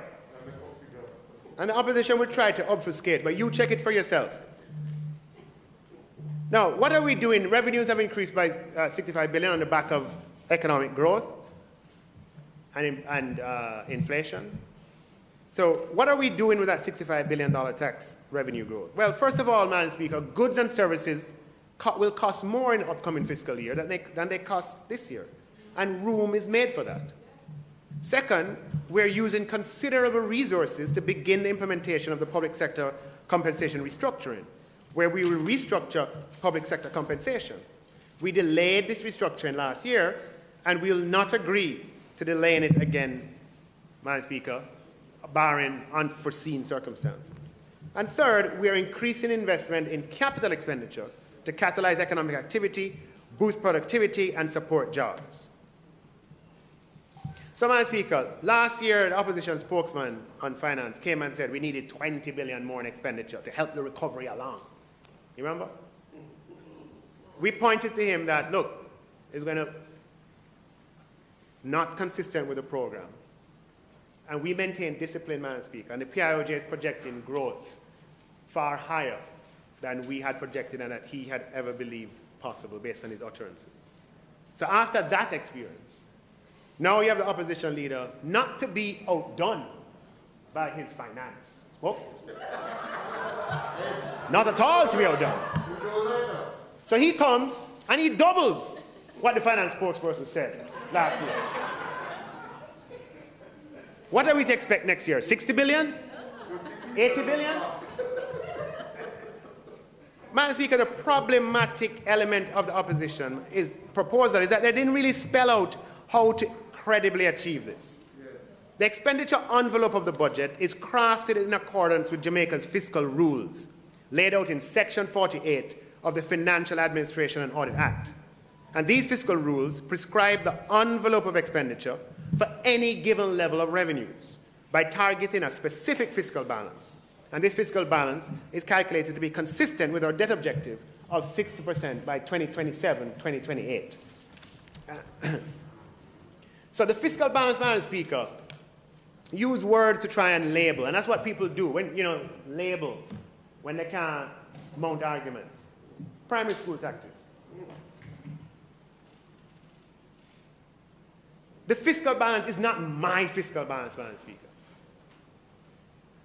as he wants to make it out to be, that I'm somehow pursuing a fiscally conservative path. The fiscal balance is not my balance. It is what the rules prescribe. Anyone in the role of Minister of Finance of Jamaica is required to abide by the Fiscal and Audit Administration Act and would be required to table a budget with the exact same fiscal balance. He makes much of the fact of pursuing a small fiscal surplus. That is where revenues cover expenditure with a small margin. And he attributes to me personally. Madam Speaker, again, this is attempting to fool the Jamaican people. I am faithfully, Madam Speaker, following what is laid out in the Fiscal and Audit Administration Act. And if I didn't do that, Madam Speaker, the Auditor General would have reason to write me up and report it to my parliamentary colleagues. But you know the real irony of the situation, Madam Speaker? You know the real irony? These are fiscal rules that the opposition leader and myself, among several other senators at the time, helped to put in place. I was appointed to the Senate by then opposition leader Andrew Holness. And in opposition, I supported the then government's introduction of the amendments to the Fiscal and Audit Administration Act that strengthened Jamaica's fiscal rules. Mark Golding piloted those amendments in the Senate, and I supported him. So as Minister of Finance, I am abiding by the laws that he and I helped to put in place, and he seeks to label me for doing that. Now, that's what you call an irony, but some people would even call it hypocrisy. You really think that Jamaican people can't reason, don't you? And, Madam Speaker, we have the courage to be faithfully doing this without having the IMF watching over our shoulders, or without having the IMF to blame, or without having the IMF to use as cover. Madam Speaker, the opposition leader cannot, on one hand, claim the high ground of having helped to strengthen Jamaica's fiscal rules. Right? The fiscal rules were first implemented in 2010, by the way, when Audley Shaw was minister. But he can't claim the high ground of strengthening the fiscal rules. And then another, make a proposal, slow the pace of debt reduction, whatever he called it, that if applied would imply an abandonment of them. Choose what you want. You can't occupy both positions. It is to the credit of former Prime Minister Portia Simpson-Miller and former Minister Peter Phillips, who greatly strengthened the fiscal rules, first introduced by Prime Minister Bruce Golding and former Minister Audley Shaw. On behalf of Jamaican people, I beg you, let's not undo their collective legacy.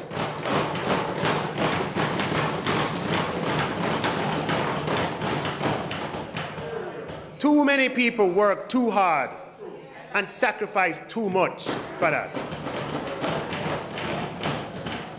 And their legacy only exists if we maintain the path and we create our own legacy by building on it, strengthening it, protecting it, Madam Speaker, not destroying it.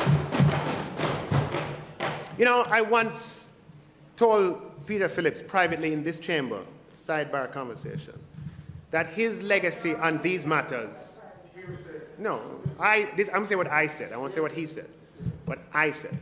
I said to him, his legacy on these matters is safe with us.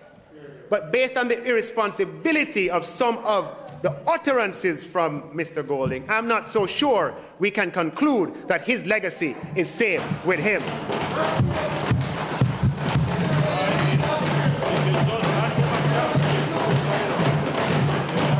Mikhail, tell you, his legacy is not safe with him.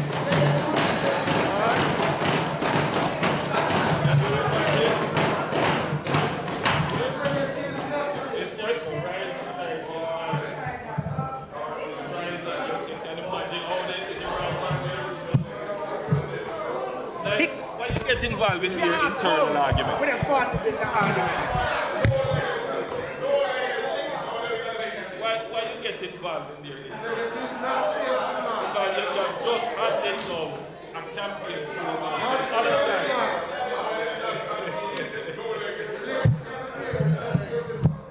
Madam Speaker. I can imagine Lisa taking that slogan.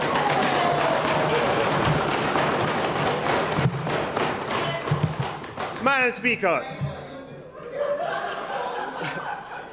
let's just remember a few things, man. And I'm really appealing to all members of the House, opposition, right? Madam Speaker, though we manage our debt ratios efficiently during the pandemic, Jamaica is still the 9th highest indebted country in the hemisphere. 9th highest out of 34. The average debt ratio in Latin America and the Caribbean, Madam Speaker, is 72%. We celebrate coming out to 95 because we've always been so high. But we don't realize how risky it is. And what it does is it makes us highly vulnerable. The problem with high debt, Madam Speaker, is that it intensifies the structural vulnerability of small size and an open economy and susceptibility to tropical cyclones. Those are structural vulnerabilities, Madam Speaker. They leave us susceptible to economic shocks that are exacerbated by high debt. And while those structural vulnerabilities, I call them structural because they can't easily change. We can't move where we are located geographically. We can, over a long period of time, address the openness. Hard to address the small size. That will take, you have to, you know. You sound like you have experience, but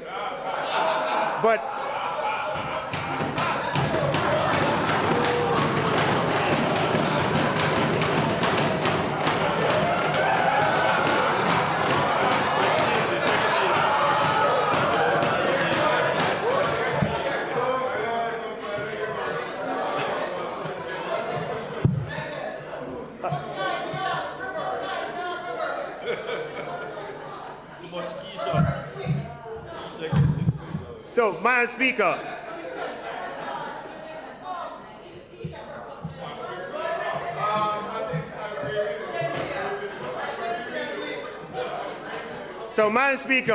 the structural vulnerabilities, right? we can't easily rid ourselves of. So we have to deal with the vulnerability that we can have some control over in the short term. The reason why I showed the graph to begin with, Madam Speaker, is that our history has been one of tossing from one crisis to another. That's made worse by this kind of vulnerability. And as government finances have improved from debt reduction, more capital has been available for the private sector to grow. And as a result, Madam Speaker, pre-pandemic, more Jamaicans were working than ever before. In addition, social spending has outstripped real GDP growth and inflation. That is, social spending has benefited disproportionately from the fiscal improvements that have accompanied this path. Capital expenditure has also outpaced nominal GDP growth. As I like to tell people, Madam Speaker, I never see a pothole in a gated community uptown. Never. The relative wealthy don't depend on government capital expenditure as much as everyday Jamaicans. Improvement in our finances allows us to also, Madam Speaker, allows us to turn our attention to public sector restructuring, compensation-wise. Why risk all of this progress with a reversal in our fiscal rules? Madam Speaker, Jamaica gets a lot of credit that affects people's lives positively for faithfully adhering to these fiscal rules over the past 10 years. 10 years. 10 years in this form, in its strengthened form. And reducing our debt ratio across administrations, across finance ministers. And these rules are now interpreted as being institutionalized. It's very important that we keep it that way. Our debt is priced below peers who have the same metrics because there is belief in Jamaica's direction. And that lower pricing means that we have extra resources that we can deploy elsewhere. Now, when the pandemic came, it triggered the escape clause in our fiscal rules. If the escape clause conditions are met again, God forbid, then the rules allow for suspension. But otherwise, Madam Speaker, let us maintain the credibility of the fiscal regime that so many sacrifice for. Now, if we are to maintain the fiscally responsible path that Jamaica has been on now for nearly 10 years, it's actually 9 years, with much progress, the opposition leader would only be able to fund his proposal by either relocating expenditure or raising taxes. And he did not comment on either.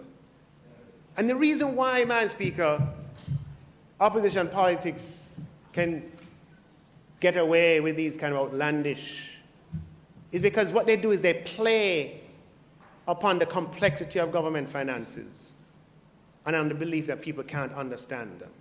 So what I want to do, Madam Speaker, I want to break it down so that you understand the structure of Jamaica's expenditure. I want to bear with me for a second. So, Madam Speaker, I'm going back to my blocks. And I'm going to lay out for you the structure of Jamaica's expenditure. And I want to know where you're going to find the 40 billion from that. So, Madam Speaker, what I'm going to do, each of these blocks represent 40 billion, approximately, right? This block here is 3 times 40, 120. Now, because we're going to approximate where approximation is necessary to make the point. So wages and salaries, Madam Speaker, is approximately 280 billion, right? Which is 7, Madam Speaker, times 40 billion. Right? So this here, let's call this 120, 3 times 40, another 120, call that 240, and then let us add another 40 billion, 280 billion. So that, Madam Speaker, is what we spend on wages and salaries. Now, interest is approximately 130 odd billion. Now, that would normally take, that would be 3 blocks plus a little change. we're not going to bother with the change because we just want to make the point, right? So interest, we're going to represent, Madam Speaker, with 3 blocks. 40 billion, 80 billion, and this is 120 billion, approximately, right? So that's interest. So we have gone 120, we'll call it plus 280, that's 400 billion. All right, it's really about 410, but we are approximating to 400. Then, Madam Speaker, we have pension for government workers. Pension for government workers is about $40 billion. Let's call that there. Now, on top of pension, Madam Speaker, the government spends approximately $80 billion in grants to public bodies and institutions. And let me tell you what some of those mean. Those are people like University Hospital of the West Indies, University of the West Indies, UTEC, other colleges, early childhood institutions, Chase, UDC, JUTC, Jamaica Tourist Board, Tourism Enhancement Fund. All of these, Madam Speaker, doing valuable work and dependent on the government support. So that is where we have, that's 40 plus 40, approximately $80 billion. Now, Madam Speaker, we spend another $80 billion on goods and services, and those include drugs and medical supplies. We spend $20 billion, 21 to be exact, on drugs and medical supplies, maintenance for properties and buildings, machinery and fixtures, security services. The government too has to buy fuel and oil and spends a couple billion on that each year, and lubricants. Technology services, janitorial services, pest control, waste management, as well as rental costs. The government spends over $6 billion on rental each year. So when you put that together, Madam Speaker, this is what goods and services represent. All right? So let's remember, let's recap. So far, we have wages here in yellow. We have interest in red. Pension is the brown, right? Pension is the brown. And then we have grants to public bodies and institutions, which is the white, and these are critical institutions. And then we have the procurement of goods and services that makes the operation of government work. And then, Madam Speaker, the last 120 billion approximately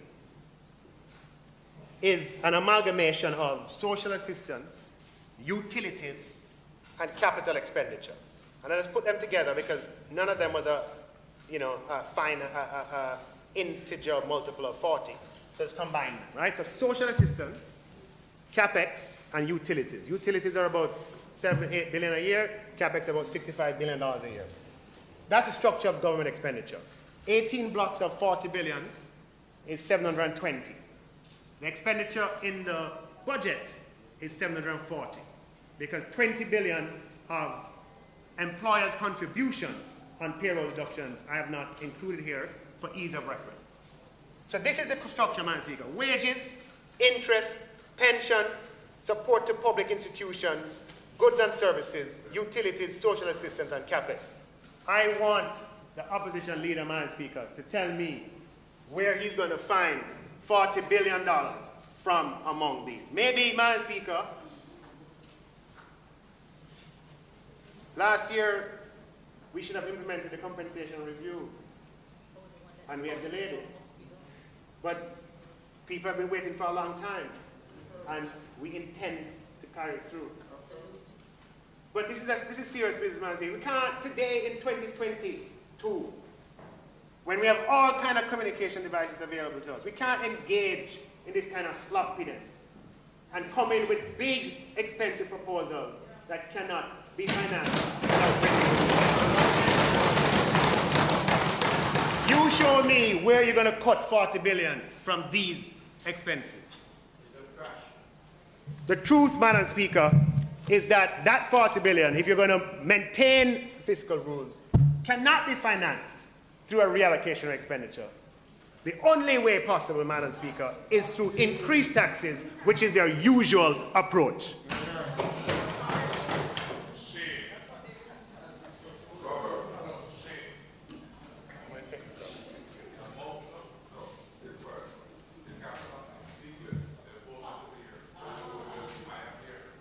No, Madam Speaker.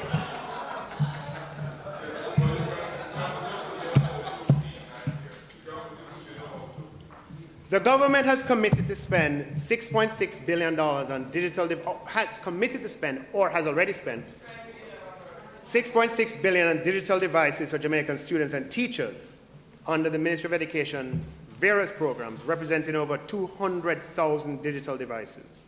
And this exceeds by a factor of 6 what the government collects in GCT on those devices. And we believe, Madam Speaker, in delivering targeted support. And when we target, we go big. $6.6 billion. Madam Speaker, I like to try to find common ground with the opposition where that is possible. Sometimes they make it difficult. But we agree with the opposition spokesperson on finance that the addition of lithium batteries to the list of energy-efficient products to benefit from tax relief. And in fact, the cabinet submission in support of this went to cabinet even before I opened my budget presentation. You're not agreeing with it. No, Maria, we did it before. Yes, it was actually, yeah. I was just being magnanimous, PM. But we, Madam Speaker, in keeping with the thrust of the National Energy Policy in 2009, the Ministry of Finance has been updating our policy framework to encourage the use of energy-efficient technologies. And from as early as 2013, the Ministry of Finance incentivized the use of selected energy-efficient technologies by suspending the common external tariff and granting general consumption tax exemption on the importation of such items. We recognize that lithium-ion batteries are rechargeable batteries and used as the primary component of its electrolyte. It's commonly used for portable electronics and electric vehicles, and their popularity has been growing as an energy storage technology, which should help to reduce the costs associated with generation of electricity. So, Madam Speaker, we are going to, the Ministry has sought and obtained Cabinet's approval to exempt lithium-ion batteries from GCT to be implemented in the first quarter of 2022-2023. Madam Speaker, the $750 million in social assistance that I announced in my budget presentation is expected to target 75,000 persons, Madam Speaker, across a mix of modalities. And in my opening presentation, I shared that the government at that time was making a $2 billion provision to provide targeted assistance to those who are most affected by the volatility in energy prices and the least able to respond. I added that further details would be disclosed in my closing presentation. Madam Speaker, there has been increased volatility in the price of oil as Western countries apply economic pressure on Russia. In addition to an unprecedented block of sanctions, the United States has also stopped purchasing Russian oil, and there are fears that other countries could follow, restricting the supply of oil on the world market. This caused concern, Madam Speaker, and a few weeks ago we saw oil prices establish a 10-year high, from which prices have since retreated, even though yesterday they went back up. However, oil prices remain elevated, and this is a source of unease. For one, prices of petroleum products for motor cars have increased, and electricity prices have also increased. Madam Speaker, in applying relief, we aim to be targeted in our approach. That is, as much as practically possible, direct the relief towards persons who have been and are most affected and who have the least ability to cushion it for themselves. We recognize, Madam Speaker, that everyone feels it, but government assistance should first go to assist those who are most vulnerable, who are in the lowest consumption deciles, and to those who need it most. Madam Speaker, the population of Jamaicans who depend on public transportation is substantial, and it is at least 3 times as large as the population fortunate enough to own their own motor vehicle. Madam Speaker, we need to protect those who depend on public transportation, and will do so by supporting public transport operators. The government of Jamaica, Madam Speaker, will provide $25,000 in vouchers to operators of public passenger vehicles, including route taxi operators and contract carriage operators, in recognition of the higher cost of fuel at this time. Madam Speaker, this program will cost just under $600 million. The voucher program will begin towards the latter half of April and will be administered by the Transport Authority under the guidance of the Minister of Transport and Mining, the Honourable Audley Shaw, who I'm sure will speak more fulsomely on this. In addition, Madam Speaker, the government will make available $200 million in revolving loan financing for public passenger vehicle operators, which will be available through microcredit and approved financial institutions by way of the DBJ. This financing will be available for short-term loans for tires, batteries, and spare parts required for public transportation operations. And as we provide, Madam Speaker, some relief, we appeal to public transportation operators to abide by the fares set by regulatory authorities. Madam Speaker, in addition, we will increase the allocation towards transportation assistance for students on PATH by 40%.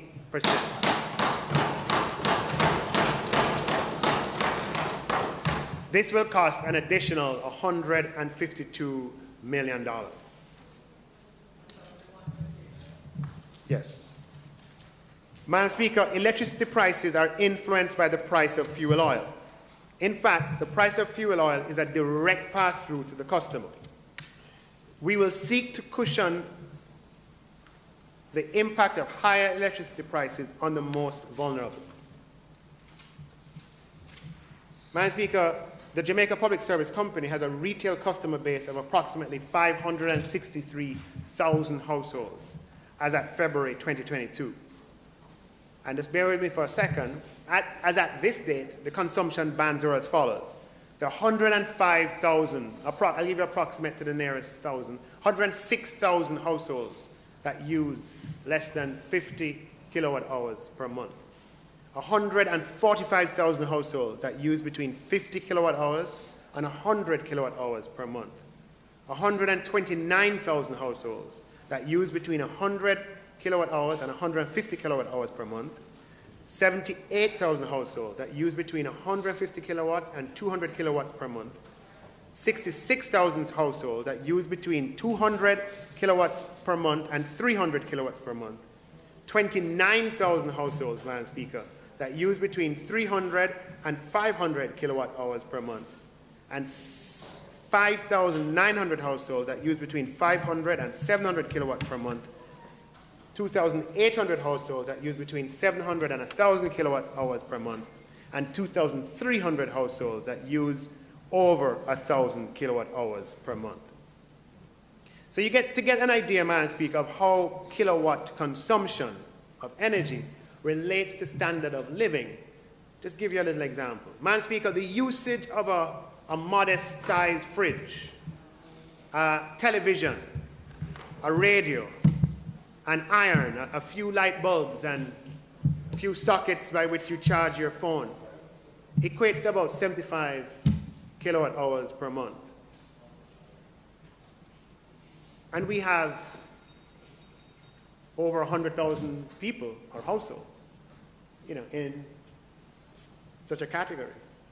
You add a few other appliances, a washing machine that you use very sparingly, maybe a few more rooms with their own lights, fans, and sockets, and you get up to about 150 kilowatt hours.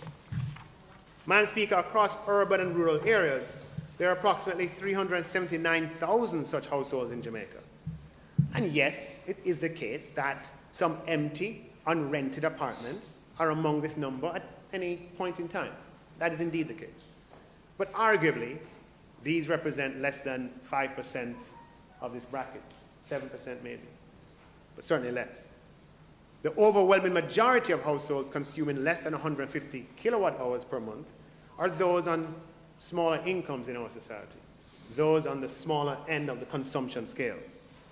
Vendors, Madam Speaker, many security guards, housekeepers, household workers, those who clean and maintain buildings, factory floor workers, room attendants at hotels, bartenders, waiters at restaurants, handymen and porters, and many other occupations in the informal economy, and all those hardworking Jamaicans, Madam Speaker, in addition to the groups I mentioned, all those other hardworking Jamaicans on minimum wage or just a little more.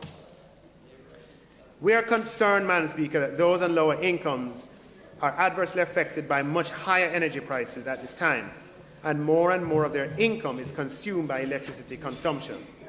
So when we construct social assistance policies to respond to times like these, we wish to target lower income groups.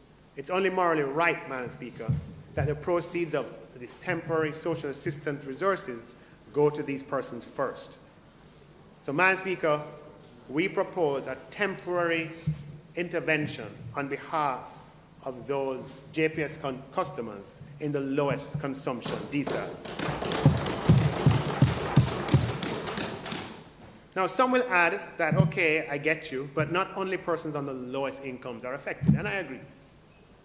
At 200 kilowatts of energy consumption, the customer would probably be living modestly in a housing scheme or in a multifamily dwelling in an urban community. And this level of energy consumption, while not particularly associated with lower incomes, is not associated with higher income either. In an effort, Madam Speaker, to include some in the middle, Madam Speaker, we'll add those who consume 200 kilowatts of electricity to our temporary intervention effort. So, Madam Speaker, adding this group brings the total number of households on whose behalf we propose this temporary intervention based on the figures from the JPS as at February 2022 to 457,786 households out of a total of 563,451, Madam Speaker, or 81% of the JPS retail customer base. Madam Speaker, the top 19% of households account for nearly half of JPS's household billing, with the bottom 81% accounting for approximately the other half. So, Madam Speaker, the government of Jamaica will be implementing on a temporary basis the We Care Energy Copay, where the government of Jamaica will contribute 20% of the JPS bill for all households that consume 200 kilowatt hours of electricity or less per month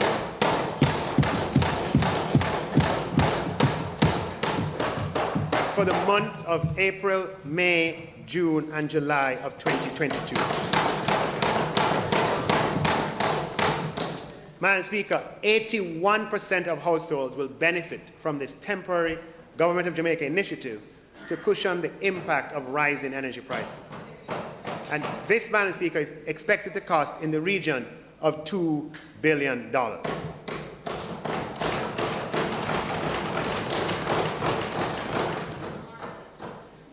Now, Madam Speaker, JPS also has prepaid customers. So those are the postpaid who get their bill every month. JPS also has prepaid customers who pay in advance for small amounts of electricity at a time by topping up their accounts.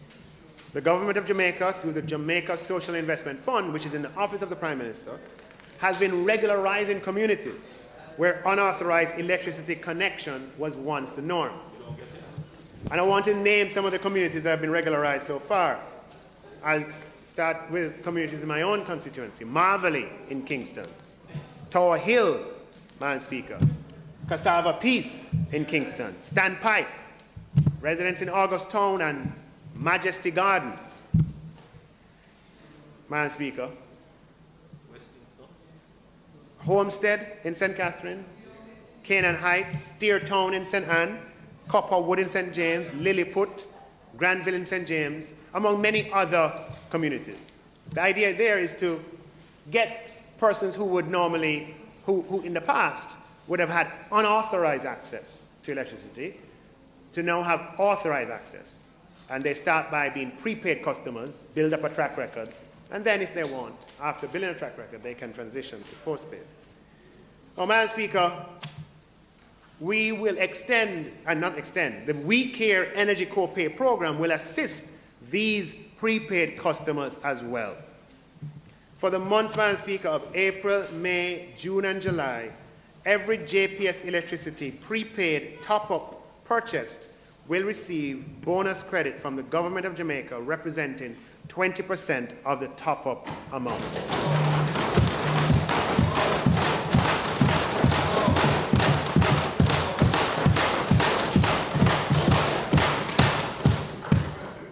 So, Madam Speaker, we have increased the $2 billion allocation in the opening budget to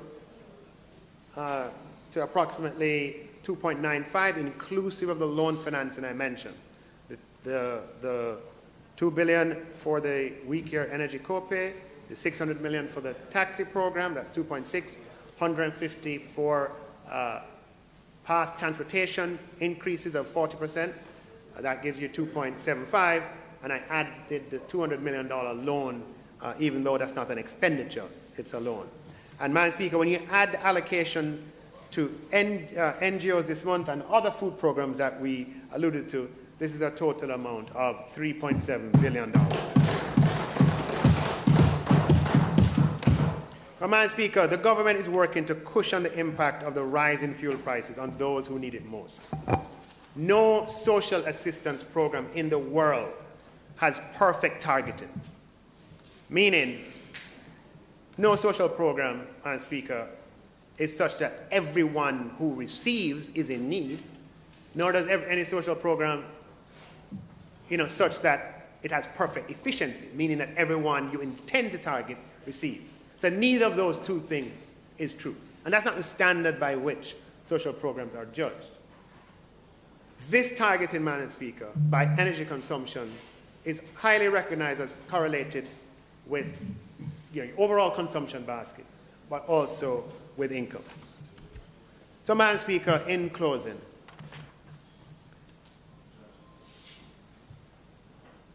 we give God thanks for the economic recovery and the jobs recovery that we're experiencing.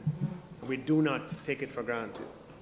But even as we experience this recovery, uncertainties loom on the horizon. But we ought to see those uncertainties in their proper context and not unduly resort to an alarmist stance. The war in Ukraine has had an impact and will continue to have an impact.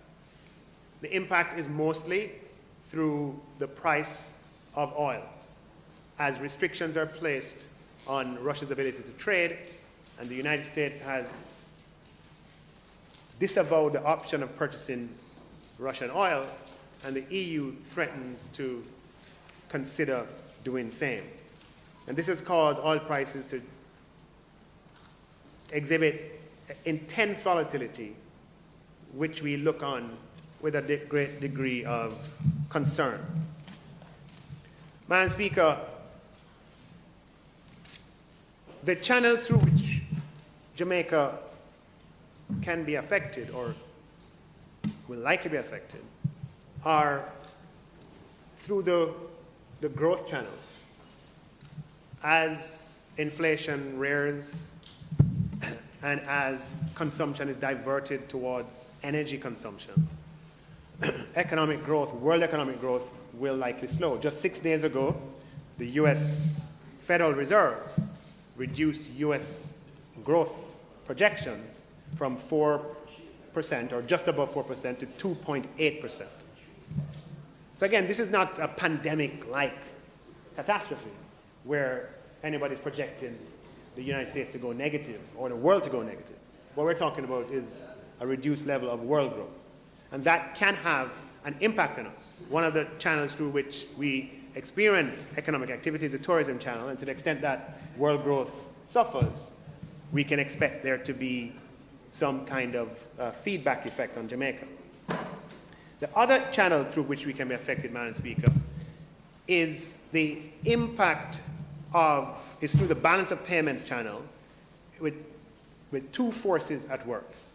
The first is oil prices being higher, meaning that Jamaica has to shell out more for the importation of oil. And oil futures to December are in the region of about $90. And at those kinds of levels, if they're maintained over that period of time, calculations show that that would entail an extra $500 million US of expenditure for the same volume of product that we'd have consumed last year. Now, what tends to happen as oil prices increase is that consumption goes down. There is some amount of elasticity to the product. But, an increase of $500 million in outflows is something, the prospect of it is something that the Bank of Jamaica has to pay serious attention to. The good news is that Jamaica's reserves are well in excess of the benchmark for reserves for a developing and open economy. Therefore, the BOJ has the wherewithal to handle the what could obtain over the next 12 months. But in all transparency, we're discussing it here in Parliament that we do expect if oil prices remain at these levels for the next, for this calendar year or even for 12 months, that we could see that as being an effect. Related to that and also influencing balance of payments is the fact that remittances are tied to economic growth and economic well-being in our source countries. And as that becomes more subdued, as we mentioned, the Fed lowered their estimate of U.S. growth from 4% to 2.8% just 6 days ago. Just 6 days ago.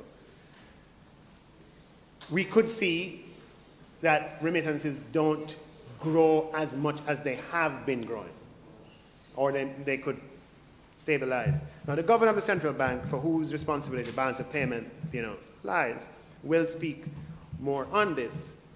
But I could not but use the opportunity of the closing budget presentation to update the country on this. Madam Speaker, we're likely to see the inflation that we've been experiencing extended over a period of time. But the good news, Madam Speaker, is that Jamaica is in a more resilient position than we have been in the past. And the most critical thing when crises come is to ensure that those crises do not precipitate a fiscal or a debt or a balance of payments crisis. That's the most important, so that the government is able and has the ability to respond. And we have shown, Madam Speaker, through the pandemic and now through this much smaller but still serious crisis on the horizon, that we retain the ability to respond, Madam Speaker, in a responsible and measured way. Madam Speaker, we will continue to monitor developments, but there's no need for alarm, as in the same way we are able to come out of the pandemic and to recover from the pandemic, Madam Speaker, Jamaica's recovery will survive the shocks that lie on the horizon. Finally, Madam Speaker, the public sector compensation restructuring, as I mentioned in my opening presentation, is a signal policy proposal for which implementation will begin this year. Now, how we have done it is that we have made a provision for the implementation, and we'll spend the next few months in continued detailed consultations with our partners in bargaining groups and in unions. And we hope, and I know all public sector employees hope, that that process is efficient and quick. We hope that by the beginning of the second quarter, which means end of June, beginning of July, that we can begin implementation. Now, to begin implementation, Madam Speaker, will require a supplementary process, simply because in this budget, we have the amounts for the compensation restructuring in a contingency area to be redeployed to the ministries, departments, agencies, etc., as we finalize the granular details of the compensation restructuring, which is a monumentally complex task, a very ambitious reform, and one for which, Madam Speaker, can't have too much support.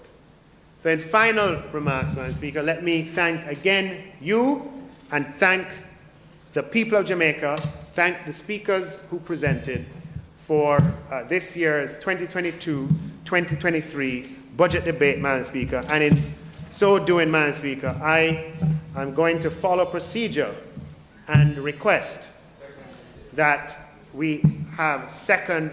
Madam Speaker, the person that other group to thank, Madam Speaker, is the Jamaica Printing Services, who have had to print all 7 budget documents.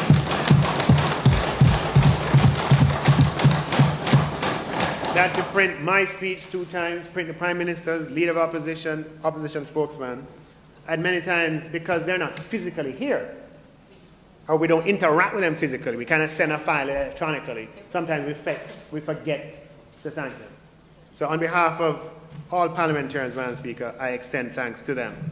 And Madam Speaker, in so doing, I conclude the debate on the bill, and I ask that the bill be read a second time.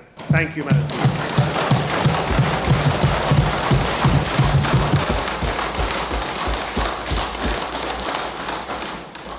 Members, the question is that the bill be read a second time. Those in favor? Those against? The ayes have it. Madam Clerk. A bill entitled An Act to Apply a Sum out of the Consolidated Fund to the service of the year ending on the 31st day of March 2023, and to appropriate the sums granted in this session of Parliament and for matters connected therewith and related thereto, be now read a second time. Members, the House will now resolve itself into a committee of the whole House to consider the bill clause by clause.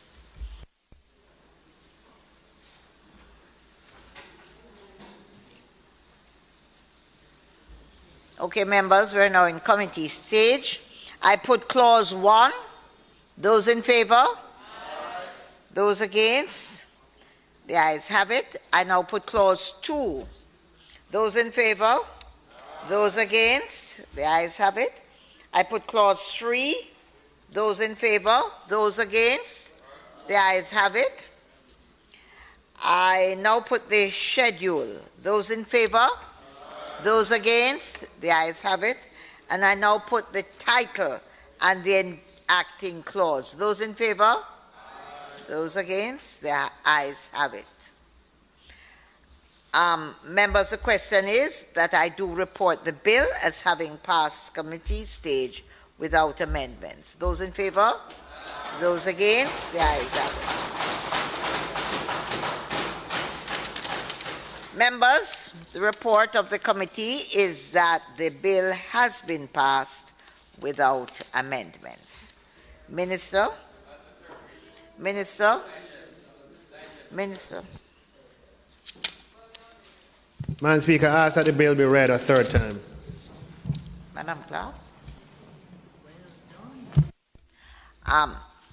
House Leader? The question is that the bill be read a third time. Those in favor? Aye. Those against? The ayes have it.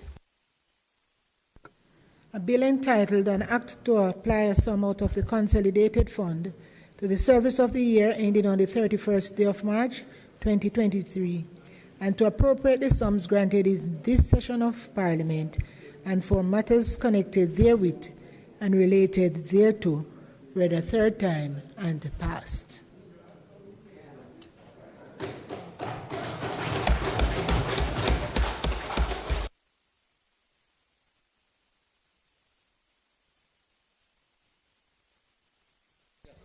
Madam Speaker, the bill.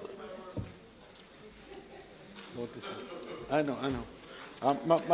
Madam Speaker, there is a final item on the public business in the name of the Minister of Finance with regards to the repeal of the Jamaica Development Bank Act 2022. The Minister has a comment to make in that regard. Madam Speaker, the bill having been read a second time, I humbly propose that the debate on it be suspended until the next sitting of the House. The question is that the bill having been read a second time, the debate on it be suspended for a future date. Those in favor? Those against? The ayes have it. Madam Speaker, I beg to move for the suspension of the standing orders to allow for the recommittal of notices of motions given orally to enable me to take a motion with regards to the next sitting of the House. Members, the question is that there is the recommittal of the item, notices of motions given orally. Those in favor? Those against? The ayes have it. Madam Speaker, I beg to give notice that at the next meeting of the House, I will move. Be it resolved that this Honourable House of Representatives approve the plans and programs being pursued by the government in respect of ministries which are not included in the debate on the appropriations bill, and further approve the policy projections as announced for the financial year 2020-2023. May it please you, Madam Speaker.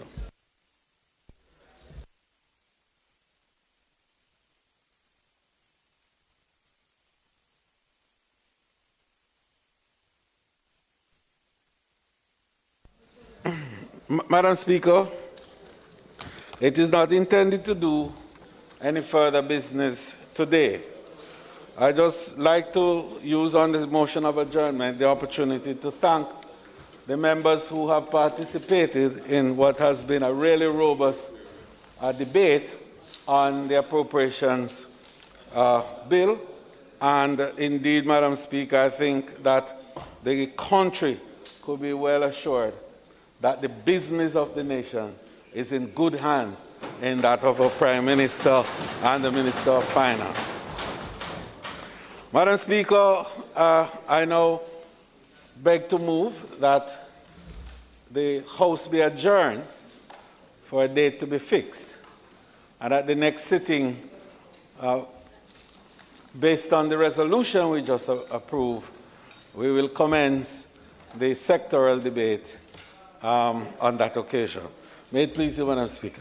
Members, the question before the House is that the House be adjourned for a date to be announced. Those in favor? Those against? The ayes have it. This Honourable House is now adjourned.